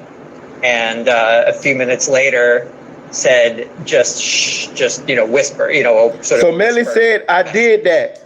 And then he said, obviously, he didn't say he was talking about, this was hours after the killings. He obviously didn't say specifically this was about, what happened a few hours ago. But I get the sense that this is something the state may bring up in its, as a part of its case. We know that they have access to Melly's social media. The social media messages I saw were public record. I was able to get them, from the state of Florida. And I guess this brings up a larger issue of social media and how we just sort of see it all pretty much everywhere in criminal trials. Sean Tatero's talking right now. This is something you and I talk about all the time. Did the Ace Hood documentary, the Ace Hood Melly documentary. While we're getting there, Ace, just tell me a little bit. Ace Hood's just the narrator. Sean Tatero is actually the guy who's talking right now, who put it together. But what do you think about, people reading your social media and even your private messages who maybe you don't think should have access to them? Oh man, I think it's crazy, man. I think it's crazy. But I do think that it is there's a larger objective rather, you know what I'm saying? And the fact that they would want to use our lyrics and stuff like that in the courts and stuff, I think it's just I got some really deep thoughts about that. I'm not gonna go there with it though, but I just think that I don't agree with them using the lyrics or whatever. I do think that artists or people, I think there should be a level of accountability, you know what I'm saying, for the things that you say and do in some way. But I just think that using them in courts, using them against, using them against people, I just don't think that is that's proper. You know what I'm saying? I don't think that's right. For sure. And this is just a warning to everyone. Be careful about your social media, including your private messages, because Sean, too, the reality is, it's like within, obviously many people don't read it, but within, the moments in which you're like accepting those agreements and stuff, like there is language in there. I heard some people say 7. I heard some people say 2. So I don't know how much it worth, but I know I assume. I just think it's more about that money has significantly went down with the way they say spending money. They say he's paying off lawyer fees for those who in the Broward County Jail. He's buying condos and cars for his current girlfriend. He's paying people off. Privacy, and the lawyer fees. I would think that money significantly is dwindling. Messages on Insta and Snap and anywhere else you're sending private messages, DMs, whatever. And I've seen it in a number of cases that I've reported on this, and certainly in the Tekashi 6ix9ine case, like they had so many social media. He worth $5 million. You said Yellow Diamond? Instagram Okay. DMs were used as evidence to show that people were talking about this or that aspect of gang activity. So Ace, you mentioned lyrics. I did want to get into that. Definitely people in the chat, let me know kind of how you felt with this YSL case when you saw that so many lyrics were being mentioned in the charges, right? In the actual charging documents. They were full of lyrics that the government said, that the Georgia DA said talked about specific situations and specific rivalries. It was really, I was shocked. I cover this stuff a lot, and I was shocked at the amount of lyrics that worked their way into the YSL indictment. It was really just something I hadn't seen before. Lyrics play a role in this case too. People who have listened to Infamous, the story of YNW Melly, which if you haven't, you should. It's exclusively on Spotify. Listeners may remember at the very end, we actually got a message from Melly's team. The state had said, hey, Melly confessed to this thing, right? And what Melly's team said was, look, he was just on social media rapping along to some Kevin Gates lyrics. He wasn't bragging about shooting anybody. He was like singing a Kevin Gates song. And, so that ended up actually playing a big role in the final episode of the podcast. And it looks like there's another incident like that too in this same case. The lead detective in the case saw a video of Melly singing a song with the words, I got two on me, a month after the murder. And he thought that meant Melly was bragging about how I got two bodies on me. I committed this murder. You Melly fans in the audience know those are lyrics from 223s, from Melly's own song. So it seems like the state has done this twice, right? Confused rap lyrics for a confession. The state is saying, we're not going to use lyrics. We have all kinds of evidence. We're set to prosecute this case without it. We don't care that he's a rapper, but this doesn't really. These two things don't really inspire a lot of confidence. So yeah, I agree too, Kenny. Let's wait. This case particularly, I was just waiting on it to go down, but I'm with you, Kenny. What do you have snitching, and then you don't want them to use it. This guy's just singing his own lyrics. I told you with the drill culture, that's all these young boys do is rap about their ops, dissing their ops, and rap about killing their ops. And you expect these people not to use it in court? Man, first thing I think, I'm like, man, what happened? And I'm all for freedom of speech. Being able to say what you free speech. Hell, I'm blogging, so I'm for it. But speech. goddamn. I think that they kind of like it's like picking. You know what I'm saying? I think like anything that they can do to indict him or to get him or to have probable cause or to have a reason to do or to continue to hold, to continue to keep him, I think that absolutely they will do. I agree, Kenny. I 100% agree with you. And everything, and look at it as a threat because that's what they really wanted to be. Yeah, and the Stewart, who we heard from before, says that's like using movie scenes in the prosecution of a movie star. Hit that like button, y'all. Hit that like button. Hit that like button. Please hit that like button. Exactly what it is, but they don't know they're using it, right? And then you're gonna rap about the crime. I think it's perfectly fine for them people to use are real against you. And I guess stop fucking rapping about even that. Stop rapping about the shit that you do. Right? How they think that, great point my guy D Stewart made. I think like, right? It's like they bringing all of this up to me, and it's like it's the point that I had that I wanted to make. It slipped my mind. Keep going. It'll of course. And but, obviously we saw the YSL case, right? We saw how lyrics were to immediately associate it with wrongdoing or connecting it to a murder or something like that. Like, why isn't it looked at as entertainment to a certain degree? Why does it have to be in the bubble or as come from a place of like, I agree, Kilo. Really I definitely agree with you. We like same. That comparison they gave, it wasn't a fair comparison. I ain't want to say nothing, but I ain't like it. See on TV, you know what I'm saying? Even if it's a movie, like someone is in a movie scene and they have a scene where they shooting another guy. Like, did he really murder him in real life? No. You know what I'm saying? So but if out of context and say, hey, okay, this is associated with we think of murder rather than entertainment or his music side, it's just an interesting point. Yeah. But if the actor is really a murderer, then we gonna fucking, like what she just said. What's her name? I'm sorry.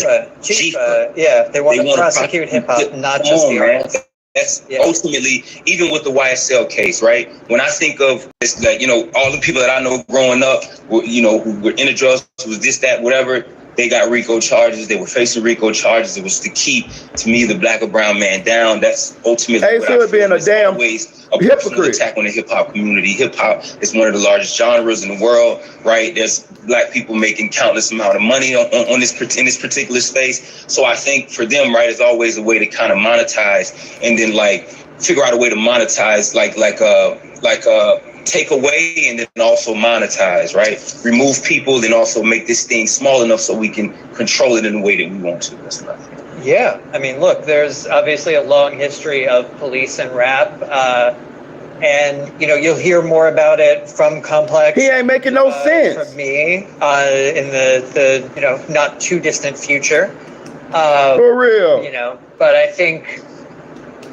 Ace, as a rapper, right? I would say over maybe the past 3 years, lyrics on trial, right? Can you use lyrics in trials? How are lyrics used in trials? Like, if you're gonna rap about killing people, then the people can use those lyrics in trial, man. It's plain and simple.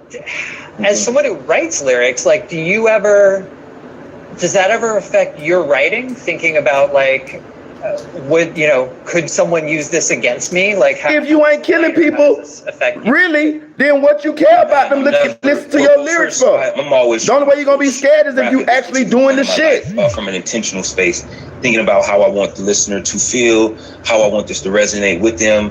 Exactly, it's a confession in a song. And by saying exactly right, Kilo. So I'm super intentional with mine. So I think that not every artist may come from that particular place. Some are more free flowing with their records. Some of it comes literally off the top of their minds. Like, you know what I'm saying? It could just be how they're feeling or something that they just might have seen, and you could have seen this anyway. Reality to the music. I have yet to see somebody get convicted on their rap lyrics that actually didn't do the crime.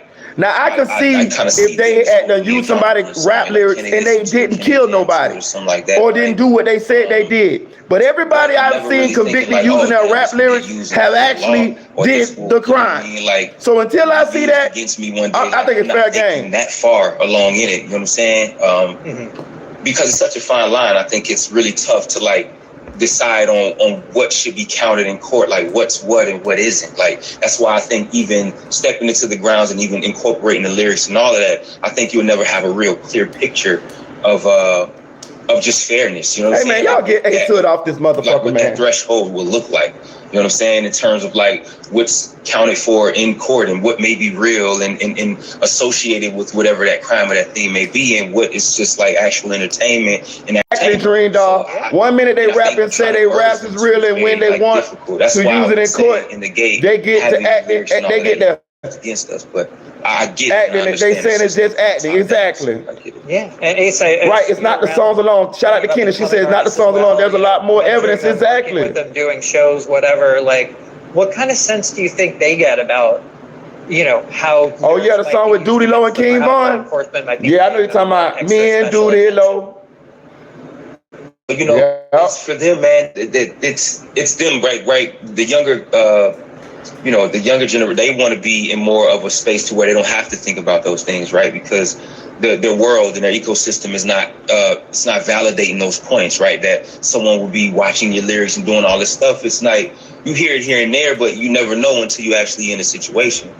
I think if I'm around any artist, I just think that I'm always gonna come from a place of like, do your best to speak what's true to you. You know, if somebody approach you about it, it's like, yeah, you said it, you kind of own that thing or whatever. Yeah, A still doing the most, but Kenny. I think it's very, very difficult, and I think it's asking a lot from the younger artists to be able to be conscious enough to say, okay, I can't say this or say this and say this in this way like that. He right, Ronnie. He trying so hard. He trying to pacify the motherfuckers in the streets who actually doing this shit, right? And he trying to.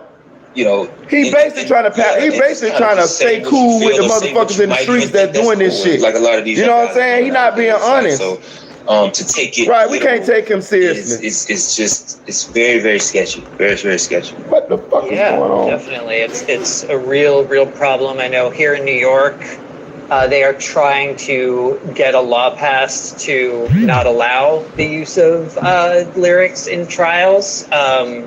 Eric Nielsen, who wrote a fantastic book called Rap on Trial, has been very active in that. He wrote that book with Andrea Dennis. I definitely recommend everyone. But excellent book that really did a lot to like kickstart this whole discussion and, you know, get artists involved in this discussion. And, you know, anyone else here in the, you know, wants to throw something in the chat or maybe come up on stage and thought, like, what questions do you guys have? We talked a lot about Melly. I got into some details. Hopefully they were interesting. You know, what's going on with Melly or maybe some of the larger issues touched on by the case. As of now, it looks like jury selection may start sometime in the next couple weeks. Testimony in the case is currently scheduled to start in October. And the trial will last, I think, you know, they estimate it to last maybe about a month or so. So potentially by the end of this year, we could know, you know, Melly's through. Something else that happens is if it's back on the table, choosing a jury gets a lot harder because you have to find jurors who feel just the right way about the death penalty. Not against it, because you can't have someone who's against the death penalty on a jury where the death penalty is at issue, and you can't be for it all the time. So you have to have someone who feels a very specific way about the death penalty. Has the our host account here asks, has the Melly case had any impact on other rappers? What did we hear? We played clips of this on Infamous. This some bullshit. Hey, look, check it out. I'm finna have to end this live because I'm having technical difficulties. But we're going to go live again tonight when I get off of work, man. I appreciate all y'all coming through. Shout out to Sophisticated Nunu. Shout out to Yellow Diamond. Shout out to Battalion Bully. Shout out to Dream Doll. Shout out also to my girl, the Chicks 1000, even though she wasn't here with us. You know what I'm saying? We thinking about her, man. Listen, I appreciate y'all. Like this video, comment, subscribe to this channel. I'm also going to go to Spoon's channel and check out his video. I ain't see it yet. Go subscribe to YNW Jewish Father. Run his views up. Run his watch time hours up, y'all. I appreciate y'all rocking with this morning. We at 3 hours, and we're going to go again. We're going to go in again tonight, man. Like,